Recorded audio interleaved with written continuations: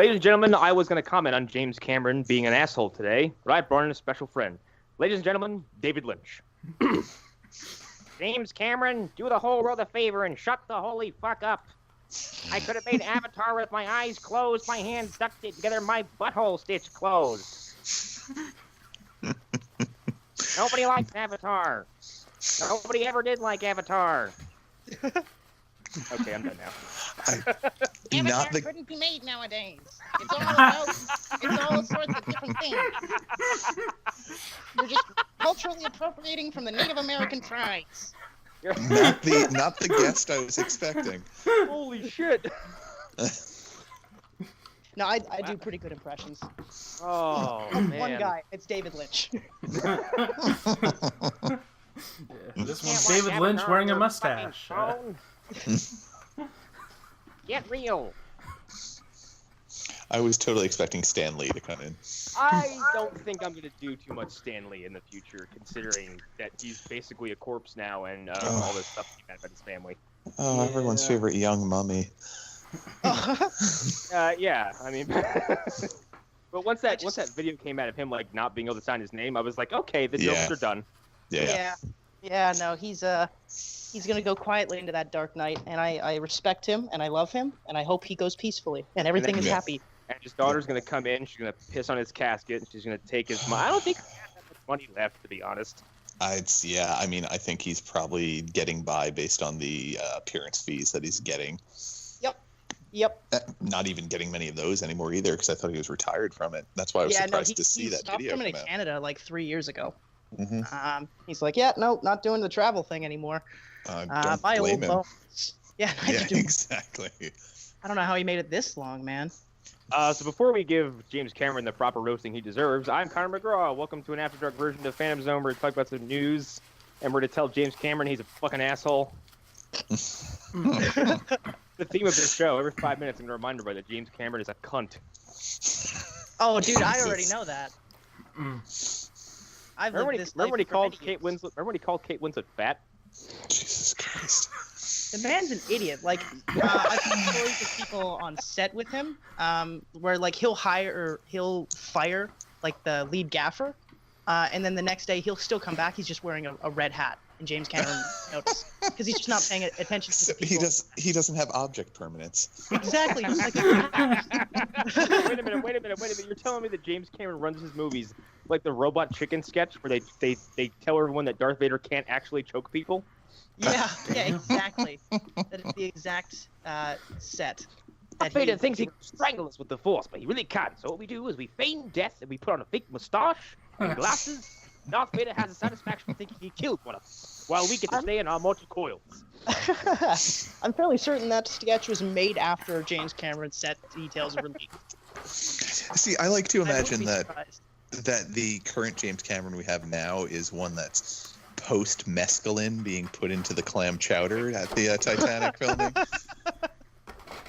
I like to think actually the one like when he went way down into the ocean, he discovered the a hostile version of the alien from the abyss. And it swapped bodies with him, and now we're stuck with this doppelganger. Well, who came up from the surface. He was like, Terminator Genesis is a really good idea, and I support it and I endorse it. Let's just shove 3 of the Terminator films into one film. People will love it. People will love it. Yeah. I think it's actually that it's the same body, but being that the creatures in Abyss were predominantly water, he's just filled with this evil monster, and he's just screaming on the inside the whole time, like, no. Yeah, that's the goal here. The aliens are taking over our film industry. They're tanking. And I'm not going to take credit for this. Actually, no, I am going to take credit for this. Do it. Notice how a few weeks ago, Black Panther took Titanic's spot in the domestic box office. Yep. And now suddenly James Cameron's got some salt for superhero movies. Yeah. The same man who put himself in Entourage directing a fake Aquaman movie, and the same man who wanted so badly to direct Spider-Man. The same man who talks shit about Wonder Woman and how the woman playing Wonder Woman could not be actually Wonder Woman because she was too attractive. Yeah. Oh yeah, and then to step back the whole genre.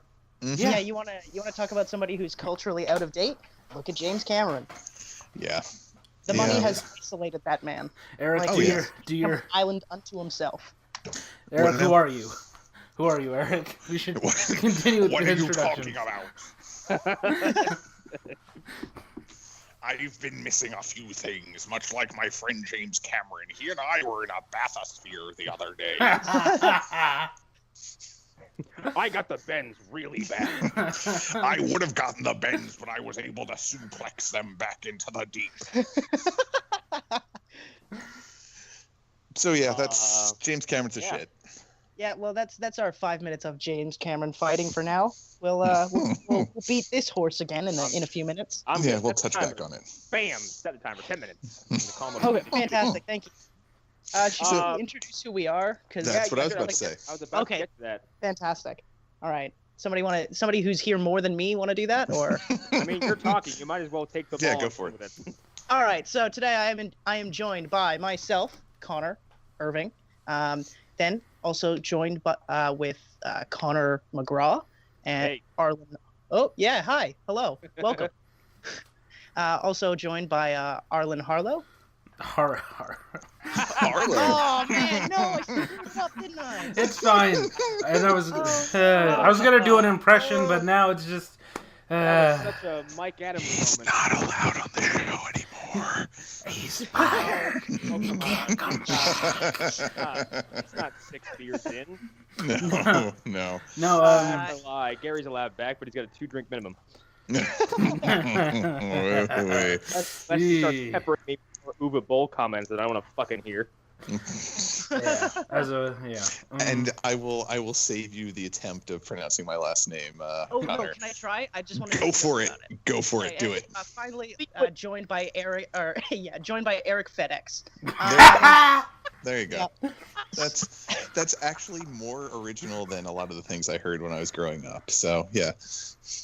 Damn. See, my first that's why I'm here.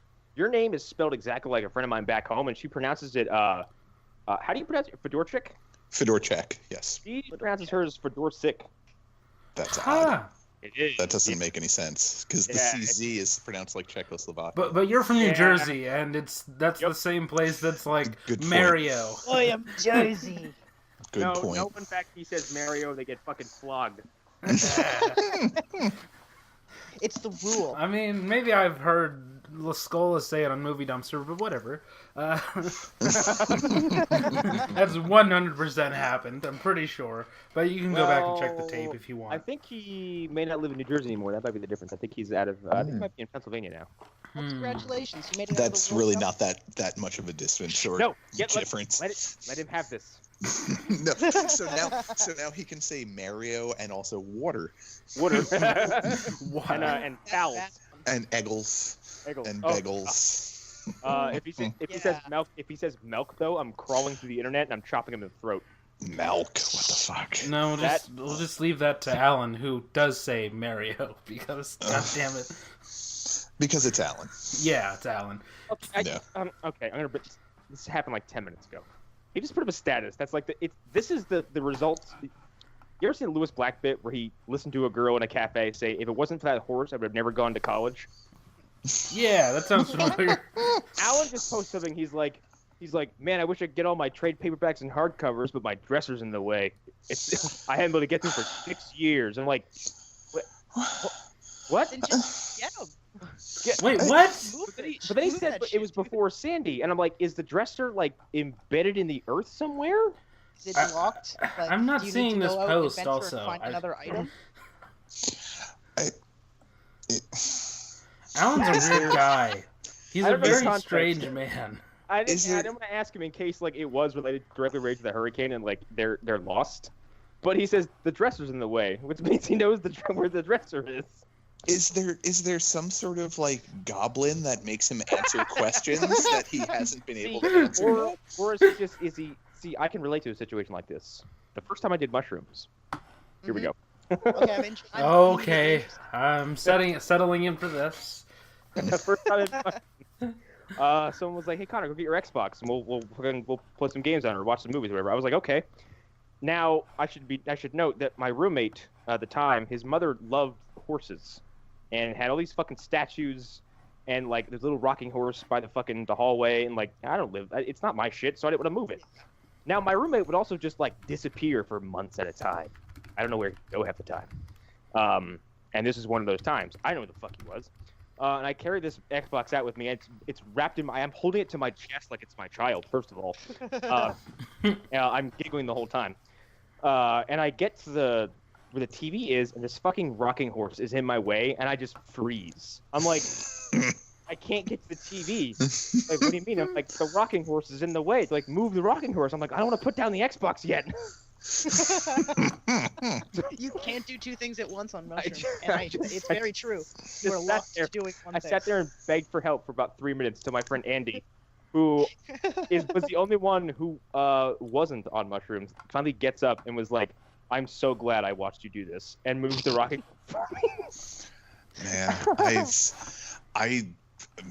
I can remember driving my father's car on 3 hits of acid to go get ice cream for a friend. God. So mushrooms once. It was I feel like I need an acid story now just to feel cool, just to feel like I fit in. I drove on mushrooms once. It was the longest 10-minute drive I've ever taken in my entire life. And it was all because I was hanging out with, again, Andy and my friend Brian. And we were walking around, and the moonlight hit a bush. And the moonlight created the image of my dog's face, and I wanted to go home and hang out with my dog. So I got in my car and drove home. Jesus Christ. That's a good one. Wow. I was really worried for a second that would end in tragedy, but I'm glad it did. It was the last year of her life too. I didn't know that at the time. Yeah, obviously. She was 18 at the time. Jesus. So in the back of my head, I was like, her time's limited. Go home with your dog. Yeah. Wow. Yeah. She's a mutt. Oh, that's why. They stick around. They just they don't leave. They don't go anywhere. Well, no, she would go everywhere because she had husky in her. So she's like, the door's open. She's like, bye. Well, I gotta go out there. I gotta go run in traffic. No reason. Yeah. Anyway, so it's been a few minutes. James Cameron's a fucking asshole. Anyway. Yep, James Cameron sucks. So on to some other speed round stuff. This story made everybody's fucking head spin.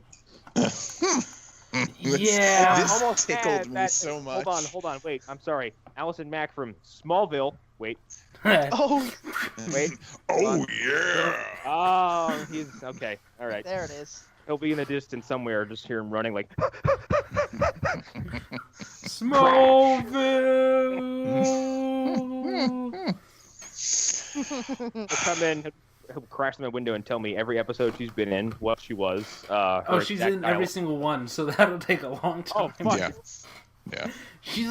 I think there's like a season that she wasn't there. See, I didn't watch Smallville. I won't watch Smallville. I don't care to watch Smallville. So who was she on this show? She was like the second lead. Like she was what's his face or Clark's love interest for the first 3 seasons. Yeah, she was the Felicity. She was the female Jimmy Olsen. Is the impression I got. Yeah, I mean she dated Jimmy Olsen, and their relationship was interesting because they were the same person but different genders. That's which I'm gender swapped you. Yeah. Which those relationships always work out, as we all know. The lizard Illuminati sex is a fluid thing. But no, like she was essential to the show. She was like Cisco, or I'm trying to think of really good, but yeah, Cisco, Felicity sort of rolled into one in a weird way.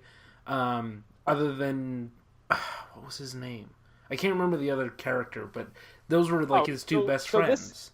This isn't like a few years ago when they're like Power Ranger star murders roommates. No. Okay. This is like one of the most important characters of the entire show. Okay. So yeah. I'm just tickled by the fact that they're an actual sex cult, like an actual real deal Holyfield sex cult, not a fake one that they came up with in the 80s to sully heavy metal during artists. the Satanic Panic and all that whatnot. Yeah. No, like it's just reading about like the earlier things, the rumors of her being part of this and the branding and whatnot. And we think we brought it up on an After Dark briefly, but the fact that it actually is true, it just it makes my black little heart grow 10 sizes larger. It makes me so happy. It's so ridiculous. Yeah. Because It's one of those headlines that you read and you have to kind of step back and read the source and go, It's one of those What? things where you read it and then like you squint your eyes and you lean forward and go, no. yeah, No. exactly. That's And, not I mean, true. That can't That's be the thing. Yeah. My knowledge of this actress impossible. is my knowledge of this actress is passing. Like I watched, I think, a season of Smallville, but just the fact that it's her of all people that you would expect to be in a sex cult, that Right. it's just Yeah. kind of shocking. Yeah, so like the girl who plays Lana Lang, she's like kind of a seductress type. Like she would play like a femme fatale in a movie. She played like middle America girl, like Girl Next Door. The girl who played Chloe.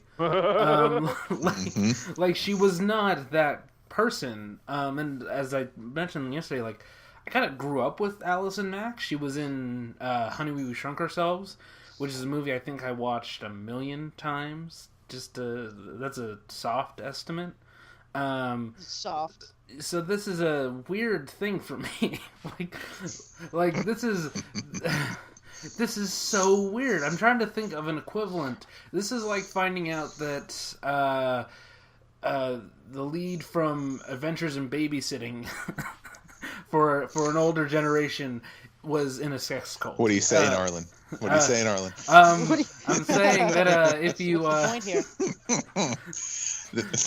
God damn I it. wasn't actually God. talking about you, but just anybody who grew up with that movie. You know, I know there are people who grew up with Adventures in Babysitting, so that's just the closest I can think of as far as importance. Well, I mean, I didn't even grow up with Adventures in Babysitting. I grew up with Nickels for the Kaleidoscope. No, you probably grew up with Mac and Me. No, I never watched that movie. I only know it's horrible. And there's a kid in a wheelchair who goes flying off the edge. Yeah, I just know it's a fucking ET knockoff. Yeah, I really only Yeah. know the Paul Rudd bit and the How Did This Get Made episode. Mm-hmm. Because the Paul Rudd bit is the best thing ever. Oh, wait, hold on. It's been a few minutes. I gotta call James Cameron something. He is a bespaller. Here we go. It means Wow. to spit or dribble. What? I'm Anyways, sorry. I couldn't hear you from all the way down here in the ocean. Shut up, Duke of Limbs. I found the devil from Prince of Darkness down here. James Cameron, you are cow-handed. But yeah. Calling him this list of things I have for insults that no one uses anymore, like cad and chicken-hearted. I'm gonna start using cad. Chicken You heart. I cad. love that. Cat is a great You word. chicken-hearted fool. Give me my milkshake. Quit talking, you fribble. Yeah. Quit being such a fuss budget. Fuss budget. That's also a good one. Yeah, it's a nervous or fidgety person. Oh man, I am a fuss budget. Yeah, same. Very much shaking. same. Or like a a fussy bitch. gadabout. Gadabout. A just gonna person look up who a moves or slang. travels restlessly or aimlessly from one social activity or place to another. So a tourist. Yeah. Or someone Sure. with hobbies. Oh, you leave your house? Idiot. Oh, yeah. Why was... You gadabout. You Hold on, get out sorry, here. Gentleman of 4 outs. When a Wow. vulgar, blustering fellow asserts that he's a gentleman, the retort generally is, yeah, a gentleman of 4 outs. That is, without wit, without money, without credit, and without manners. Well, I mean, Wow. People were out of their ways to insult each other back then. yeah, Yeah. like they got real creative. I just call people that suck like a dumb bitch and like Yeah. leave it there. I'm like, Or- oi, prick. Yeah, that guy's a cunt. Like, what Hey, is- dickhead. Just Yeah. real easy. But no, back then they're like, you ginger snap. Sure. Oh, he's a dandy fop. Don't associate with him. Oh, you galompus. Anyways, next on the speed rounds. Nice segue. Very good. I mean, yeah. Okay, so next one I have, and a big chunk of DC stories here, so just bear with us, people, because things are gonna get weird. Lynda Carter could be in Wonder Woman 2, depending on how things go. That makes sense. Yeah. I'm surprised she didn't even make a cameo in the first one, honestly. Yeah. Same, actually. Like, and whatever position she's in, I'm into it. Yeah. Like, Yeah, give me any Lynda Carter. Thank you, please. It's set in the almost 80s. It's a shame she can't be her mom because there's already an actor for that. Yeah. Yeah, they missed the opportunity. She could play her grandma. I mean, that's true. As far as we know, Hippolyta might have one. Or she could, like, I don't know, the head of the CIA, because the next one takes place in the 80s, so that'd be cool if it was like, I'm the secret awesome. head of the CIA who nobody knows about. Or she could be like the head of Argus before Waller, which would actually be really cool. I think that would be a smart move, actually. Because then you could cast a younger actress to play young Waller also, which would... So yeah, you could do a lot of stuff with that. Take those ideas, DC. Please. Honestly, I would just like don't use them. Just use Viola Davis the way she looked in Suicide Squad, and just later on in later movie remark like, "God, you age beautifully," and she's like, "I don't age because I give death a stern look." And I gained 10 years back. I do it every year. Every time she shoots one of her coworkers, death gives her an extra 5 years. Yeah. Every 10 years they play a chess game on a beach. So. Death's hands are rattling nervously as he grabs chess pieces, and Amanda Waller doesn't blink. I like the idea more. Scares her eyes into watering. I just like Jesus Christ. I like the idea more Death is like grabbing a piece, looking at her for some sort of reaction, and moving back, and just like no.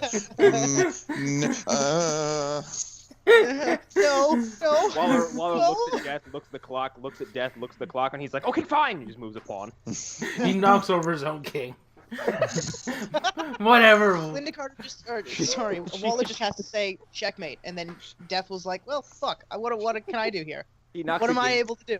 He knocks the game board over, and Waller just grabs her purse or sunglasses and goes, "See you next year," and leaves. And then Bill and Ted show up, and they go on an adventure together. So. Whoa! I'm maybe a stoner. Forever, man. But yeah, I'll take Lynda Carter in Wonder Woman 2. Why not? Yeah. It's super harmless. Yeah, just let it happen. Like there was a. I'm almost bummed that Dean Cain wasn't John Twister Kent. No, that would sully Dean Cain, who could not stand that storm, or not that he hasn't been sullied already.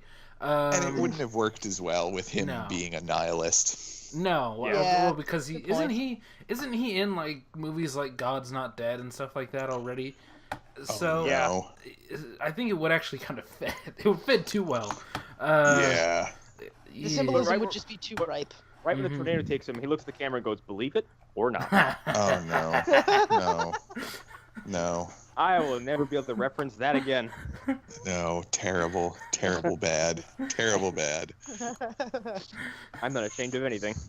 Well, that makes you a Zib. Anyways. Which is a nincompoop. God damn it. Oh, slang. really? Well, Bringing that in. Well, you minikin. What's that? A little man. Oh, very fair. I'm sure boy. How on the nose. Jesus Christ, minikin, really? Minikin, Yeah. God damn it. Or I could have called you a mollycoddle. Some of these things are just mollycoddle. lazy. Some of them are just two words put together. Mollycoddle is an effeminate man, one who malingers amongst the women. Wow. Oh, we can't have that. That one is that one's problematic, as the kids say. Yeah. Well, that's the thing, though. Mollycoddle also has a secondary meaning, where it's to you mollycoddle someone. You basically you give them the easy answer or the soft way of approaching things. Oh, is that where if I remember coddling correctly? comes from? Oh, I thought you were just going to say you give someone M and then you just cuddle them really close. No, treat someone very indulgently or protectively. Yeah. Okay. Yeah. Well, look at that. We learned a thing today. That's as a verb. So yes, the noun is an effeminate or ineffectual man or boy. A milksop. James Cameron, you are a ninny hammer. Got him. Well, Anyways, He's listening right now, and he's like, God damn it. fuck. I can't counter Ninny Hammer. That's so old. Hey, moving on That's to almost as old moving. as me. Speaking of people who have talked shit about comic books being something that could eventually run out in the movie world, we've got Spielberg. He's making a Blackhawks film. Yeah, Do you think which he like feels the like whiplash that he's had like in opinions so far? I don't know. I feel here's the like thing. Spielberg, I think, is one of those people who, and I'll be serious now. Let's go back in time. Okay. Sorry, I quoted Mr. Caffeine there.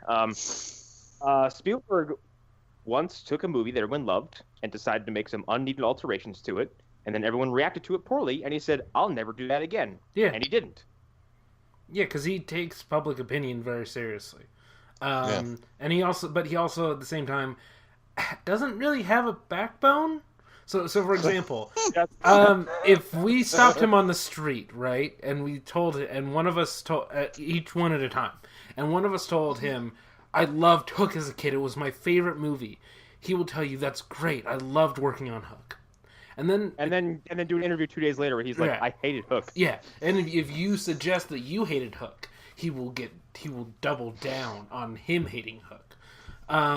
So he doesn't care about what opinion he puts out into the world, even if it's not his own opinion. So if you tell him, "I hated AI, I think it's one of the most boring, uninteresting movies," he will probably agree with you, even if he doesn't actually agree on the inside. So yeah, him moving on this and him deciding to work on a DC movie isn't that surprising to me, especially this one. Blackhawks is a World War II movie about World War II pilots. Wow, I can't think of anything. It's really Yeah. not. It's so not out of his wheelhouse. It's not even funny. Yeah, Yeah. Yeah. It probably had to be told later on there was a comic book. Like, this is a comic book? right. Yeah, Well, Shit. it's also, I think, unfair to judge his statements from a few years ago in the same light as what James Cameron has said, because yeah, the way Spielberg went about it, he was saying like, well, it's just like westerns or this or Yeah. that. Like superhero movies will eventually fall out of favor. yeah. That was He a wasn't metaphor. saying- I actually 100% agree with that. And Yeah. that's not incorrect. However, like people like somebody else came out and said this a few years ago. Another prominent director who makes movies I like. I can't remember who it was. Mel Gibson did that. Well, I don't like him Yeah, anymore. but Mel Gibson's. No, he's just the first So you person have I to could think worry. of. I mean, that's not that different been a- from James Cameron's. Oh, stuff. actually, I'm sorry. Jodie Foster was one of the more recent ones. And I don't understand these. And then she's like, in that Okay, Hotel Artemis movie. Which, Okay, Jodie Foster made The Beaver with Mel Gibson That's- and Yeah. what's his face. So you can't take anything from her serious anymore. that's also, true. Yeah. this weird philosophy that these Hollywood folk like to come up with, where it's like it's completely flawed logic that they come up with just to try to maintain some level of like logical high ground, but it doesn't make any sense. Like, oh, all these Avengers movies are preventing other ideas from happening. What? Yeah. No. Fuck? No, it's No. it's preventing Disney from making another Tron movie, maybe. Like, Yeah. Oh man, Like, don't and make here's the me thing. sad. I want And like a another lot of Tron people, movie. the same people are like, oh, the superhero movies, and they're in all these sequels and remakes and prequels and franchises. They're the death of originality. No, they're not. No, You know you the death stopped of going to originality see them. is? Yeah, we all Yeah, stopped just going to see them. don't support it, and then it'll stop. That's how The- it And you know works. what The happens? reason- You know what happens? You know what happens when people pitch original ideas? Nobody gives a shit. Yeah. The reason that there are no, and I'm not saying this is a good movie or bad movie. The reason that there are no more my ex-girlfriend is a superhero or things like that. The reason that doesn't happen anymore is because nobody went to see that movie. Nobody Yeah. cared Yeah. about that movie, so That they movie stopped making sucks. movies like that. That and when someone comes to a studio with a bold original idea, the studio's like, this isn't a franchise. Let's slap a franchise onto it and reshape it into a sequel. Or they go, we don't care about this. We won't promote it and dump it elsewhere. Well, okay, so the big studios, the studios that are actually interested, still make those movies. Yep. A24, despite the fact that I don't That's think exactly that they, who I was gonna say. yeah, they don't have a perfect batting record by any means, but they'll take chances on things. Even if they're not that good. Looking at You, the movie about the woods and the family that was like an episode of The Walking Dead to an hour and a half. Oh, Oh, It it comes at night. Yeah. I've been meaning to check that out, actually. I want to Yeah, see same what here. that family does. It's worth watching, I guess. But yeah, like Here's the thing. All you have to do is tell people like, "Hey, what's A24?" Oh, they made a movie where the kid from shit, I can't remember his name. Not Daniel Radcliffe, the other one. Rupert Grint. Not Rupert Grint. The kid from the PTA movie. Oh, we need to talk about Kevin. What are you talking? No, not him. Anyway, A24 made a movie about a guy who gets washed up and uses Daniel Radcliffe's corpse to fart. Yeah, that's what I'm talking about. I'm trying Paul to. Dano. Yeah, Paul Dano from fucking Ultimate Survival Tool, something like that. what was it? Swiss Army Man. Swiss Army Swiss Man. Army Yeah. Man, that's it. Yeah, A20. What kind of movies A24 make? Oh, they made a movie where Colin Farrell goes to some kind of institute, and if he doesn't fall in love, he turns into a lobster. Yeah. Excuse me? Yeah. Yeah, that's the kind of movies they make. That's a good fucking movie too. It is. It's a great movie. Like, and Swiss Army Man's actually pretty good too. Yeah, they make I haven't fucking seen that crazy one yet. The movies. trailer for Swiss Army Man filled me with so many emotions, and I still haven't seen it yet. And I'm like, I feel like that movie's gonna fucking destroy me. Yeah, Yeah. and like Paramount the end used movie.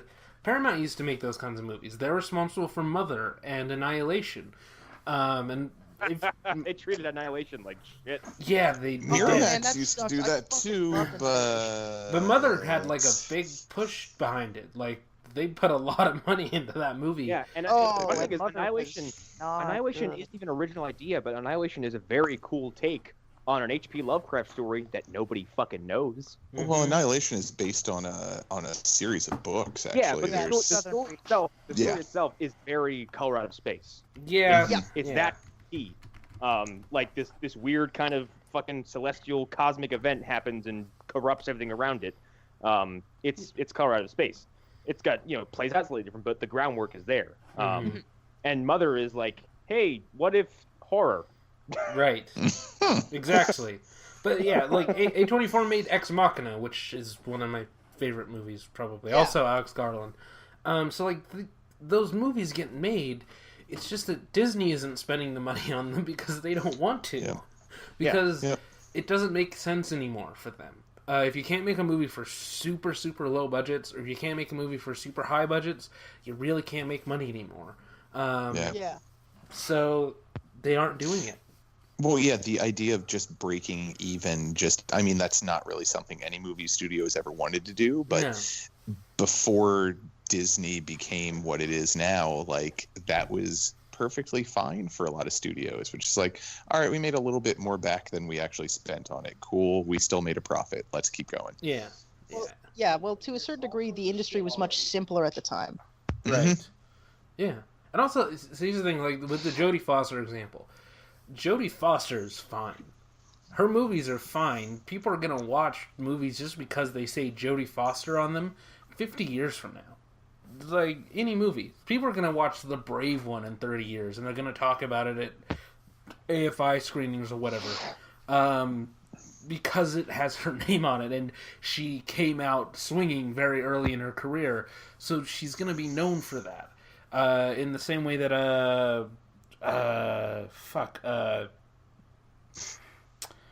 I'm drawing a fucking blank. You don't say.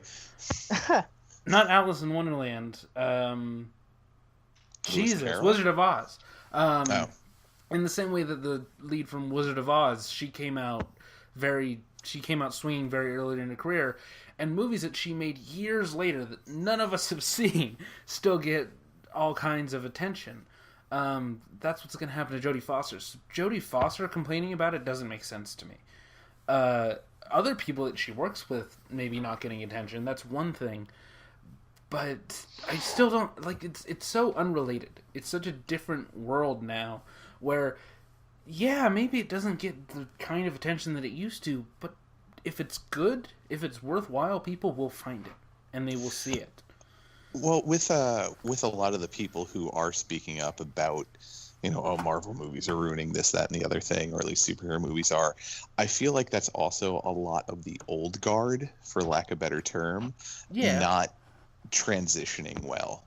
Yeah, Like, yeah. they're because- coming from a first of all, very and, different like, Hollywood and, space. I don't want to jump back on this dude, but I'm going to anyway because he is a scamp. That is a worthless fellow or a rascal. Ooh, a little rascal. Yeah. James Cameron championed Terminator Genesis. Right. Terminator Genesis. Geniasis. Fucking Geniasis. This Geniasis. sounds like a disorder. It sounds like a skin rash. I got the Geniasis. And he championed it and then shut his mouth when it fucking face flopped. Yep. And like he's a member of the old guard, and he keeps trying to push Terminator and Avatar, and the whole world is like, we don't care anymore. Okay, the Terminator Yeah. thing Like- was because he knew he was getting it back in a couple years. Yeah, exactly. So he didn't care. But And let's look at one of his peers, Ridley Scott. Ridley Scott assumed the most interesting part of Alien was not the alien. well, that's because it was never the most interesting part to him. He said Yeah. many times what interested him most was android sexuality and the sexuality of people in space. Yeah, but what he failed to realize is that people like the alien and would like to see more of it. And then when he gave it back to us, like it wasn't all that good. It felt because phony and it it felt felt- fake. phony and completely forced, and it's Sam Raimi doing Venom, because he didn't want to fucking Yeah. half-ass Yeah. and uninspired. Yeah. Yeah. It's like if you forced Sam Raimi to do Evil Dead and he just didn't care anymore. That's in a world where he doesn't care at all anymore. Yeah. But, Yeah, like, and the better side of that is like he's like, I want to do Evil Dead, but I don't want to do Evil Dead. If I can just get someone else to do it and watch them do it, Yeah. and now we have a fucking awesome remake because Sam Raimi knows what he's doing. Yeah, he knows Thank how God. to. He Thank knows how God to he put knows what he's good doing. people on it. But yeah, like I don't know, the James Cameron thing pisses me off. But we were talking about Spielberg. I'm actually kind of like, okay, I'll give this a shot just because. I'll give anything Spielberg does a shot. Yeah. Like it's good, bad. Otherwise, it's and here's the least thing, interesting to watch. It's still and Spielberg at the end of the day, right? Exactly. Here's the thing, I have kind of, I wouldn't say soured on Spielberg, but he doesn't make me excited anymore. He's not. He doesn't have the edge that he No, used to have. For doesn't. me personally, especially after seeing like Ready Player One. Dude, That, just Ready something Player like One- that is. Ready Player It's a One little too much for scared me. me off from trailer one. I was like, I don't need to go sit there and watch a wank fest of things I grew up on. Yeah. Like, I have the internet. Right. I don't need to go pay to see it. But like, Yeah. it's shoved into a faux pop culture appreciation plot. It was still a fun movie. and I'll the give whole it that. thing was like, hey, go outside sometimes, I guess. Yeah, And the kind whole of. thing is, I also find, like, I saw it referred to as, like, a technological marvel. I'm like, no, it really No, doesn't it's look not. like one at all. It looks like shit. That's, It yeah. Ugh. Yeah, This- like the CG scenes seem so like unnatural valley level. Where Uncanny Valley, yeah. Yeah, sorry, Uncanny Valley. It And it's seems like like they're going wanna- for something, but it never pulls through. Yeah, don't and commit. you want to shove that line in my face like a year after I watched Andy Serkis literally become an ape Yeah, like a and perfect put on ape. like some of the best motion capture performance I've ever seen. In defense of Ready Player One, believe me, when I saw the trailers, and I mean, I've read the book a few times, and I don't hate it because I didn't suddenly turn into a literary critic once everyone started hating the book for some reason. The movie, the trailers did no justice to it whatsoever. Like the special effects in it, the fact that they focus mainly on the humans or human-like avatars in it, isn't as jarring as it might seem in the trailers watching the movie. It actually works pretty well. I mean, it sounds like you guys aren't all that interested in seeing it regardless, but it's not nearly as bad as trailers and that ungodly marketing made it out to be. Yeah. Well, Yeah. here's the thing. Like, I've actually read the book, and Mhm. I thought the book was fine. Even when I read it, it was like it was a little too much, even for my tiny little brain. Gotcha. It just got like you said, it became a wank fest, and that kind of disinterested me. But kind of wrapping it around back to Spielberg, I'll watch anything Spielberg does. Like, I'm not going to go out into the theaters and see Ready Player One, but he makes a good film regardless. He'll Yeah. always make something. Yeah, no, Worth Spielberg's watching. not someone who's going to lose. Like, I don't think George Lucas has it in him to make a good movie anymore. Well, Which he is doesn't probably why want he to. hasn't made one. I don't Exactly. know if he ever did outside of American Graffiti in the first Star Wars movie. Um, Anyways, Well, He's no, a it's- better world builder than script writer or director. Yeah. That's for Yeah. sure. Yes. Also, like, yes. okay, the problem with the prequels is there was nobody to tell him no. That's Exactly. There was needs nobody. to be like a balancing. there needs to be balance in the Force. You can't have too much of one thing, right? Yeah. And he's a perfect example of that. Yeah. Where there's too much power in one location, and he kind of just went stir crazy with it. And but like, when Disney bought all my Star Wars stuff, I bought a lot of ice cream and I took a bath in it. That was a lot. I feel like I sold my children to white slavery when I I got- sold Star Wars. Here's the I thing. got He's I got making weird $30 art billion films now. He's making weird like art films just for himself now. And here's the I'm thing. just check out his IMDb, see what he's up to. You know, actually, you know who else is doing that? New Blumkamp. But like, what he's doing is. Oh yeah, no, Well, he was actually here in Vancouver yeah. recently, and I went and saw Project Firebase in theaters with him Holy at the Rio shit. Theater. He's not Holy even doing shit. art films. He's doing like He's doing what he wants. With this Right. He's doing He's like, proof I of have a cool idea concept. for a cool Dude, thing. he's- You I'm support like- it. Everyone's like, he was a one-hit wonder and he's a fucking hack. I'm like, you are not paying attention to what he's been doing because whatever fucking short film he did about that goddamn river god. Firebase. Yeah, that's Firebase. Oh my god. Yeah, no, he went Yeah. into like a 2-hour talk about how like Firebase was created, how he did the universe, and he actually gives you some spoilers for later in the movie when it gets made into a movie. So Well, yeah, that was. by the sound of things, yeah. it's gonna be fucking radical, dude. And that's one of yeah. that was one of the interesting things I'd read recently too. Sorry to go down this tangent with him, but he said like, you know, he's doing kind of a Kickstarter for the movie Yeah, of Project Firebase, and Mm-hmm. whatever amount of money they get is how much they'll use to make the movie. Which is They're so going to cool. make it regardless, Yeah. but Yeah. if they get more Well, look, cool, I mean, dude, look what he did on a micro budget basically with that. Like, Yeah. he had special effects that not only looked impressive but freaked me the fuck out. Yeah, like the part where like the face starts to pull back, that's fucking gnarly, man. Yeah, I'm into that. and like it's the cool weird thing how- is that he's letting other people use it. Also, that's the other Yep. Yeah. really cool Yeah. aspect of it. And And he gets like, he's like, hey, Sigourney Weaver, want to do me a solid? She's like, fuck yes. mhm. I wasn't able to be in your good alien movie, so I guess I'll be in your other alien movie. God damn it. Yeah. Yeah. And here's the thing: the one-hit wonder thing. It's not that he's a one-hit wonder. It's that he only had one story to tell. I think that Mhm. was the problem. Like Here's the Elysium thing. and Chappie.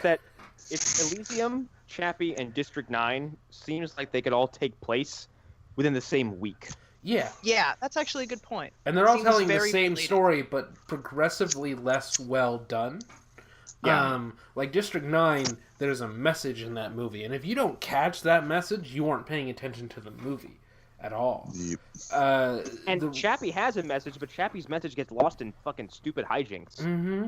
Yeah, I haven't seen Chappie, and honestly, I don't. Chappie really was a have movie any, I wanted need to for love it. so much, Exactly.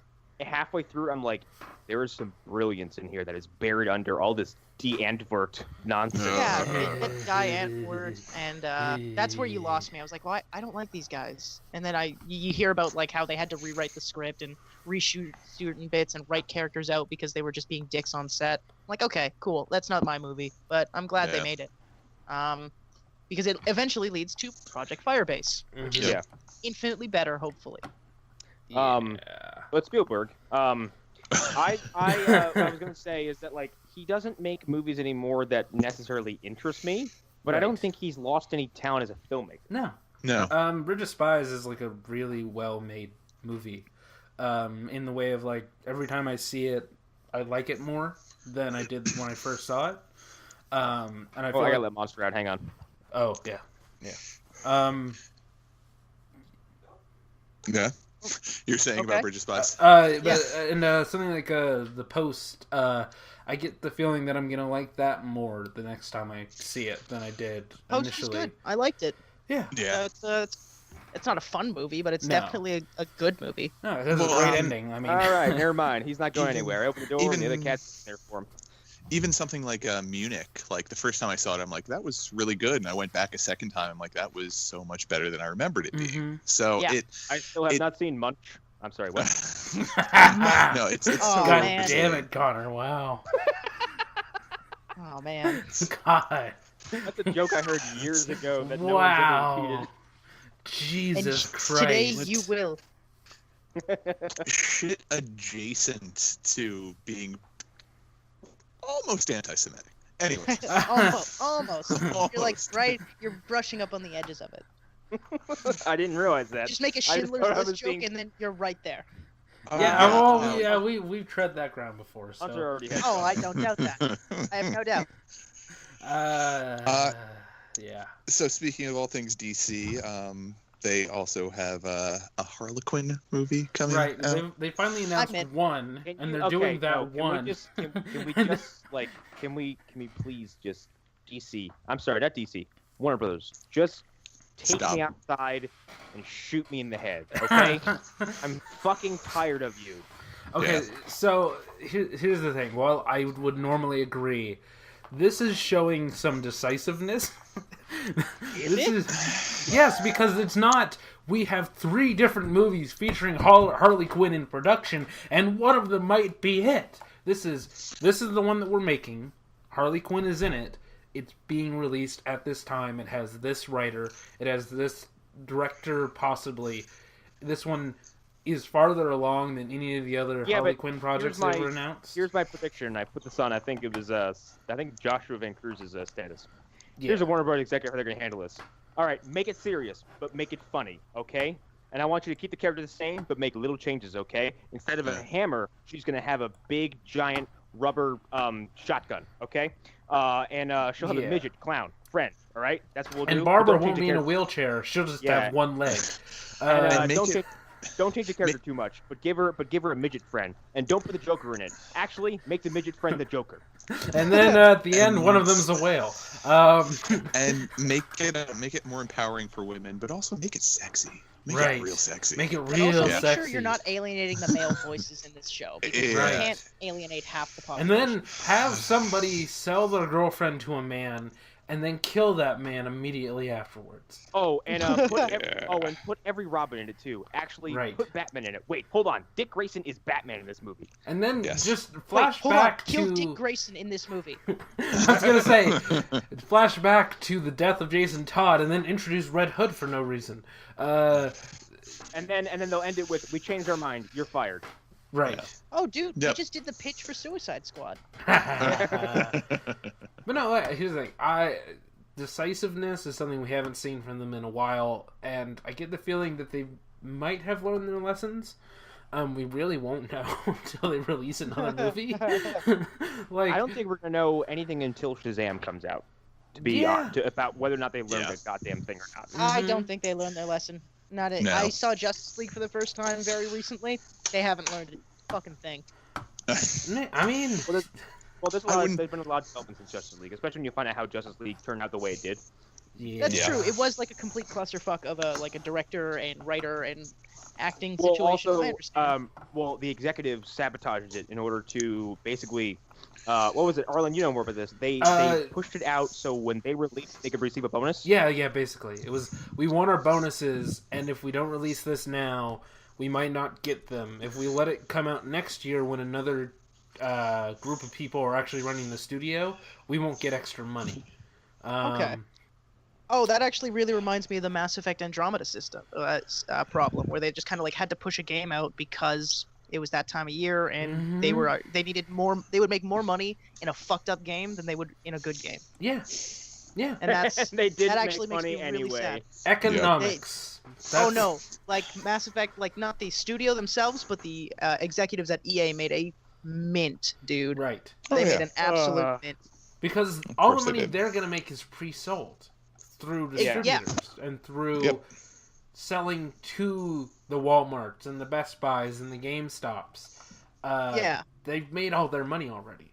They don't care about it after it gets to that point. And as far as digital sales, they make that money. And unless you decide, do they even give out digital refunds at most of the stores? No. Certain outlets do, unless it's mandatory.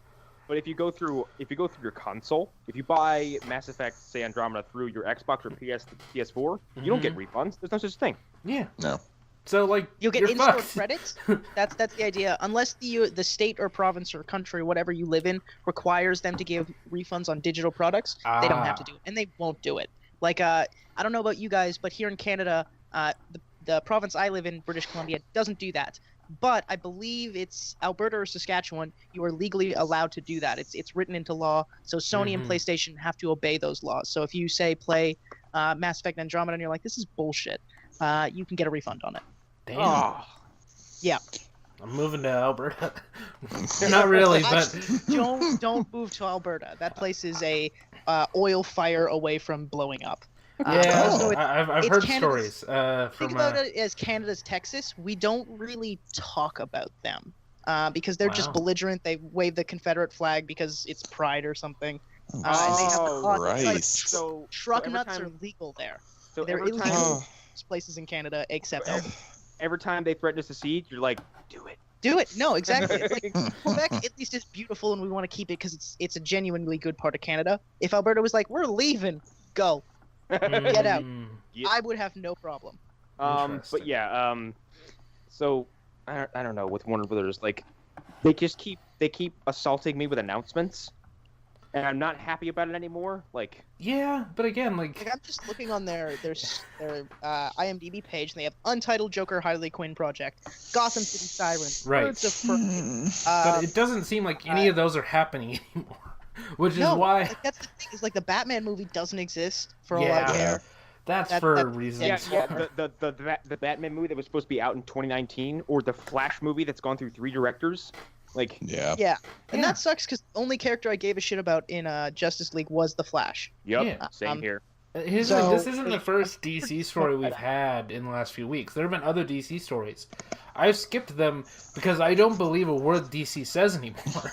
Yeah, no, they're just kind of they're charlatans. That's how promising the- this story was to me. Like it was They're- promising enough for me to be like, okay, maybe, possibly. They're- Maybe Warner today. Brothers is the kid whose dad works at Nintendo, essentially. Oh Yes. my god! Yeah, Yes. good analogy there. Yes, and their brother has whatever My Uncle Nintendo. game. Yeah. He has Super Mario 4. Oh no, It's, no, it hasn't come out it's- yet. it's My that brother kid was I a told- beta tester. it's That that kid I Dad- told you all about. Yeah. Warner Yeah. Brothers, he says that there's a new Harley Quinn movie coming out, and only I'm gonna be in it with Margot Oh, Robbie. yeah. Connor, That's another the story, type of but kid. It's the kid that we bullied at my movie theater who kept telling us he saw Mortal Kombat 3 in theaters, and he did.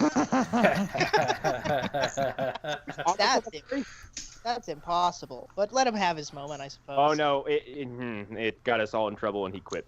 His- Ah, damn. well, Eric, were you on here when I told that story? Yeah, I remember this. Yeah, basically, long story short, he kept swearing up and down he saw Mortal Kombat 3 in theaters, and we're like, no, the fuck you didn't. It doesn't exist. And then, like, we made fake posters, T-shirts, fake tickets. We printed out fake IMDb pages to the point where he complained to management and then quit a few weeks later, and we all got reprimanded. Oh, that sucks that you got reprimanded. That much See- effort, you should be like commented. Like, good job. Good. Other good for side you. of the story could be maybe it did happen, but it was so bad it tore it brought a hole into the space-time continuum and erased all existence of it. Or what he saw was Mortal Kombat, the live-action show. Oh no. The, Oh, no. the touring show, which, by the way, for those in the show who might be young enough, it did happen. What? This is real? Yes. Oh god. Yes. Dude, I will throw a fucking video at you as soon as the show is over. Here's the thing. I believe it Link only me up. I need because to of see some cringe. only because of the TMNT live show. I believe that this happened. It is the exact same vein as that. Wow. Okay. Wow. I love that TMNT live show when I was a kid. I had that on VHS. I Also, had the cassette. I listened to it every goddamn day. wow. Wow. Well, I mean, that's some commitment. Hang on, wait. I have Mortal Kombat Live Tour. Yeah, hang on. Here we go. Yeah, pop It that was- shit on. It was canceled after. I can't remember how. Oh Jesus Christ! Here's a publicity promo with some dude in Shang Tsung makeup. Oh, Okay. Oh, yep. Go from some fucking news channel. Thanks, some fucking news channel. Skype chat. It's real. Okay, I'm pulling it up. We're gonna see Oh this. God. I'm not even on it yet. I'm just looking at the thumbnail. Oh. Oh Christ alive! Yep. Okay. Jesus God. Um, Why? Sub-Zero looks like he's been eating ice cream to gain his ice powers. Yeah. It Oh, has with date saying Mortal Kombat the Live Tour, Saturday, October 21st, 7:30 p.m., Arrowhead Pond of Anaheim. Here's the thing. None of this is surprising to me. None of this whatsoever. Like, have you ever walked in on someone doing something that they shouldn't? Like, Yeah. like, I don't know, doing a drug, or walked in on somebody, like, banging out, and you're like, oh, fuck, I'm sorry, I'm so sorry. Yeah. I feel like that's one of those moments. I just like the idea of walking on someone doing a single drug. I'm just doing a pill. Yeah, In my- I'm it's taking just one Ace weed. Xanax right now, thank you. So I work at a convention center, No! and I'm It's only imagining, one cocaine. and I'm imagining my job in the 1990s, and the people that worked there then, having to deal with this then at the time. God, The thing is, this was also around the time during like there was WMAC Masters on Television, which I've shown you and Hunter, because Hunter, believe me, he's like, you're not. He's like, what is that? I was like, it's pro wrestling, but with martial arts. He's like, And "You're fucking life lying." bars. And life bars and ninjas they fight and electrified steel cages. Yes. Jesus. Yeah, I'm just that's imagining fantastic. how wretched their costumes must have smelled by the end of the tour. Oh god. It's just nothing but gas station hot dogs and chili all over them. Just- Hey Scorpion, what are you eating there? A truck stop sandwich. I don't think I'll live through it. I got my $5 How are you burrito doing? all over. Like, they don't say words anymore. Just Kano clogged the shitter again. No, not the tour bus. We all have to be on here. No. God damn it, Kano. The rule is nobody shits on the bus. God damn it. I wonder, Over. right before he went in, he said, I'm about to pull a fatality. No, he just gets up and he walks out the bathroom and someone looks up and he just goes, fatality. Walks away and everyone's like, no. God damn it. God damn it. Oh, wow. Okay. We could do an entire episode on stupid Mortal Kombat things, honestly. Sounds like it. Yeah, Yeah. we should do that. Just talk about how great Mortal Kombat the first movie was and how trash the second one was. Yeah, hey, keep it to yourself. We might do a movie dumpster episode of Mortal Kombat Annihilation if I have my way. Okay, God. well, I'll keep it to Oh, myself. no. You'll get to I see have words no. about that movie. you'll get to see Gambi meet Oh. the Kurgan, so that'll be fun. Because they were in the same movie. Sorry, once. I hate to interrupt everybody, but it's been a while. So, fuck James Cameron. And hold everything on, his stupid face says. Wait. James Cameron is a bobolin. Okay. What's that one? That is an old Tudor English word for a fool. Oh wow! good. Wow, interesting. Anyways, yeah, I don't know the DC thing. I'm excited, I guess. Also, they're throwing their weight behind female directors like hard. Which I'm in. Here's the I'm in. thing. I don't. That is one thing they seem to kind of get more than the Marvel side of things does, because I feel like, and it's not. I don't think it's Kevin Feige's fault, because Kevin Feige does not seem like anyone who's very close-minded or non-progressive. Also, I had a controlling stake in things up until Phase 2. Yeah. So yeah. Yeah. Remember, Women can't direct. Women can't be anywhere outside the kitchen. women won't buy Black Widow toys. They never would. No girl would ever buy Black Widow riding a motorcycle. Put Cap on the motorcycle. Yeah, put Yes. Cap on her motorcycle. Put Yes. Cap on her motorcycle. That was Ike's and people will buy idea. it. Well, it had his shield on it, so why wouldn't he be driving it? Exactly. Why would Black Widow have a shield? That's dumb. Also, Her weak female arms wouldn't be able to pick it up. Ike's like he can't get back on the bike afterwards. Her cooties are there. We can't have a man and a woman on the same bike. That's illegal. we can't have the Wasp can't be a lead in the first Ant-Man movie. That makes no sense. When are you gonna We tell have- me that women can vote? Women can vote. Ike. What? What? Since when? I mean, we'll give you a pass. You're from Israel, so maybe you don't know, but they've been able to vote for a while. God damn it. Ah, shit. Okay, I got a petition. I'm gonna join the Supreme Court. I think that's one of the I feel like 6. we've made this out to be like a worse person than he actually is. No, he's a terrible man. No, he's a terrible He was monster. almost on Trump's cabinet, so Ah, that he's makes a sense. he's a bad guy. He's not good. Well, I mean, look. Among the people we've done character assassinations on, like the list is too long at this point for us to care. Right. We've basically retconned Alan Moore into a silver mining wizard who has sex cult in his castle. In his castle in the mountains of Transylvania, which I've been summoned. Oh, have you talked about how he fucks goats? Oh, what? Oh, Sure and there's fucks a new wrinkle. Added. Alan Moore fucks goats. He's somewhere. It doesn't matter if it's true or not. It fits. It doesn't matter. It doesn't matter because now somewhere in the world, Alan Moore is pouring Quicksilver into a goblet with a crow's eye, and Connor's gonna have a sudden pain in his chest. Oh, Jesus Christ, my arm! No! Turning into silver! No! And then he's gonna have sex with Lynn. So This is the weirdest episode we've ever done. Yeah, I think so. You know what? The whole time I'm like, I gotta derail everything. I'm gonna make sure nothing happens. Hold on. James Cameron is a draped poke. okay, let's move on to the next story. Which Irving, you can like go to sleep or like take a nap if you want during this one because it's gonna get very CW heavy. Oh, here. dude, I'm not gonna do anything. I'm just gonna riff on it. So All right. I'm gonna say a lot of dumb shit. That works. All right. Arrow is getting a new showrunner, I'm assuming. They're definitely getting a new producer next season. Mark Guggenheim is stepping away from being the main, I guess, executive producer. And Wendy Miracle is also stepping away from being an executive producer. My understanding Well, is that's she not may... a miracle. God damn it. Oh, dynamite. My understanding is Yeah. she may still be involved with the DCU or CW universe. CWDCU. There's no good name for it.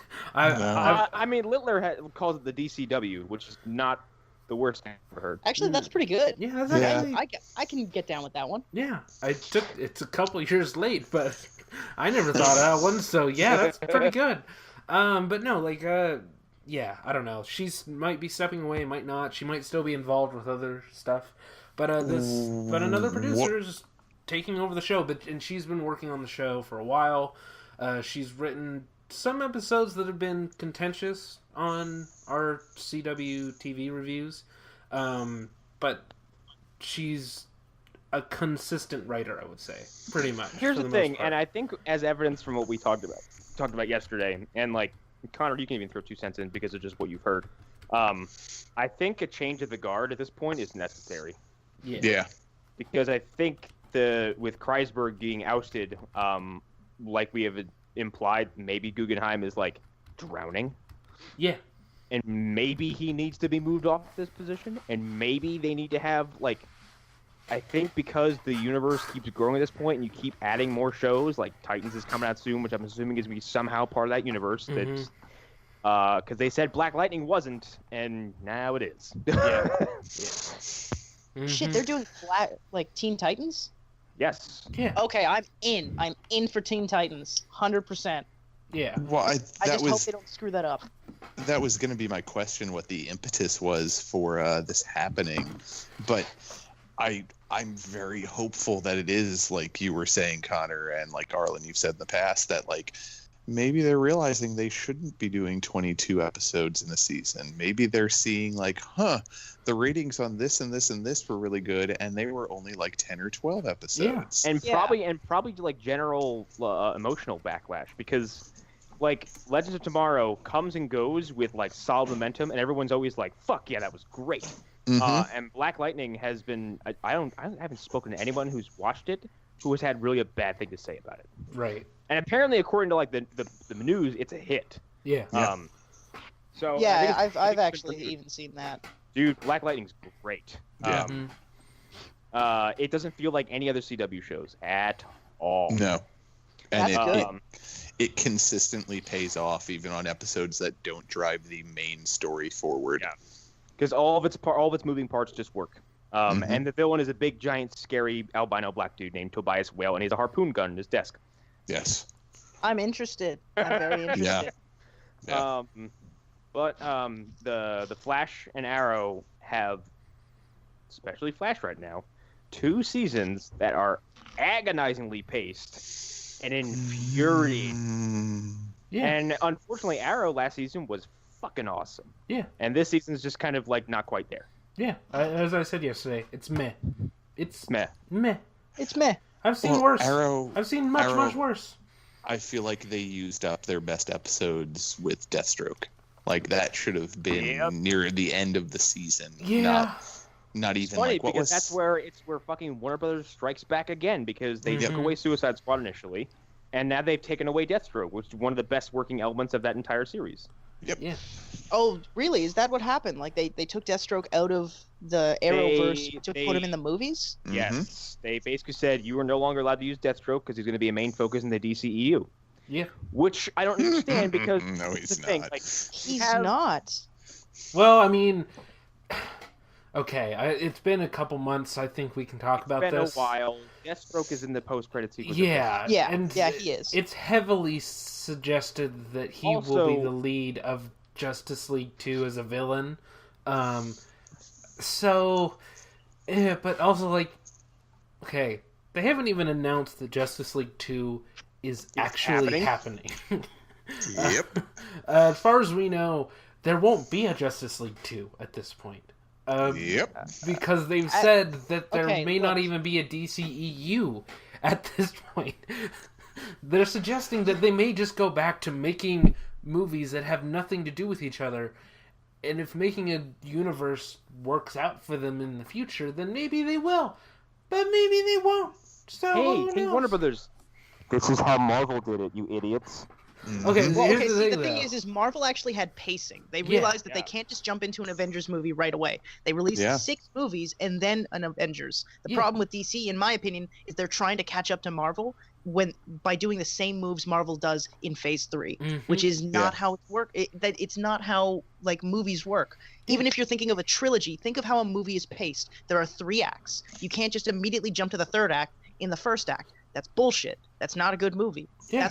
That was my biggest problem with the first Deadpool, is that the 1st act, it leads right into the 3rd act. There is no 2nd act. It feels really rushed until the end. Deadpool takes place in 2 places. Deadpool takes place in the end and on a bridge. That's Yeah, it. exactly. Like Yeah. I love Deadpool. I don't want anyone to confuse it. I really think it's a great movie, but Yeah. it had some really weird pacing issues. And if you expand that to like like the DCEU, it Yeah. actually fits really well. Yeah, that's a DC fair needs to metaphor. pump the brakes But and just let it happen. So here's Yeah, the and- way I see it is like DC for a long time they were successful making superhero movies that were solo movies, and then the first time they tried to copy Marvel, they did it badly and it didn't work out for them. So they're just running back to what they knew before. That's what the movie side feels like to me at this See, point. the thing is I think they copied Marvel perfectly, but the problem was that they copied Marvel perfectly. There was no DC stamp on it. You could see it and you saw, oh, this is just a Marvel movie that's 2.5 hours long. Yeah, definitely. but back to the TV stuff. Like, Irvin, this season of Flash is enough to make me like dreadful. It is. Here's the thing: the first 2 seasons I think are season 1 is phenomenal. Season 2 is great because its biggest sin is just not being as good as season 1. And it season has 3 Dexter syndrome. Yeah, but it's just because like they do Reverse Flash so well in season 1 that when they use a different version of Hunter Zolomon for season 2, Zoom. It just comes off like you're just not Eobard. You're cool, like but you're not Eobard. Yeah, and here's the thing. Like I'm looking at this right now. I think our every time I learn more about this, I think our Kreisberg thing is more correct because basically the same 2 people have been running Supergirl and Flash for the last couple years since Supergirl aired. Jessica Queller that explains a lot. Yeah, Jessica Queller and Kreisberg have been running it at least for this season. So at some point it just became this Jessica Queller person, and I don't know how long she's been running television. And this might be her first season running a TV show ever, for all I know. Oh God! So that explains everything. And again, like, I don't know if you keep up with the news, but like Andrew Kreisberg was ousted from CW because of apparently lots of accusations of sexual misconduct. God damn it! Why did Yeah. people got to stop that shit? I'm getting annoyed now. Yeah. Just stop sexually assaulting people, please. Thank you. Yeah. Well, I'm not sure if it was. They never went out of their way. They never explicitly said it was sexual assault. They said it was lots of very inappropriate behavior on set. But that's what it is. Let's Yeah, be honest. He didn't. Call a spade a spade. I don't think he Weinstein someone where he cornered someone and jacked off in their face. But it was Neither lots do of, I think he Kevin Spacey'd someone by just fucking them while they were drunk. But exactly. doesn't make it okay. No, said call a spade. But like he's not. I don't like Weinstein's a monster. Andrew Kreisberg's a piece of shit. And he got ousted. Yeah. So I think basically with this dude gone, the series fell into disarray. Yeah, both of them did. Clearly. Because like Flash is bad, but Supergirl is like, I don't want to fucking watch this. Yeah. It got so bad that oddly enough, Supergirl was the only one offered for free in Canada. Really? It's the only one that I can watch. It's Supergirl and Black Lightning, because those are both Netflix oriented here. Oh, so they're giving you some candy with some shit. All right, exactly. Gotcha. Yeah. So I guess I have to jump in and watch Black Lightning now. And you can get through Black Lightning. Black Lightning is what, 13 episodes? See, okay, that's actually something that you guys brought up earlier.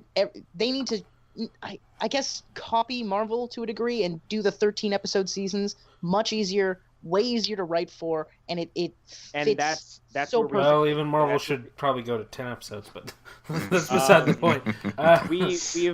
We've brought that up plenty of times that like the Flash and Arrow seasons have so much unnecessary filler to the point where the writing becomes like this season of Arrow features so much forced teen drama that it comes off as just infuriating, unbelievable. And this season of Flash is like he's at this point Barry hasn't done a fucking thing throughout season 4. He just looks dumb for most of it. Yeah. So yeah, I don't know. Like, I hope. So I think new showrunner is a good thing. Yeah. I hope Flash is the next one to get a new showrunner because it fucking needs one. Well, Yes. That's something I think every TV show should have is just get new talent in, get new people through, try new things. If it doesn't work, fine, whatever, get a new person in, and it'll eventually work. Just take a shot with someone new. It keeps the show fresh. It doesn't like end up being a supernatural syndrome where it's just the same season over and over and over again.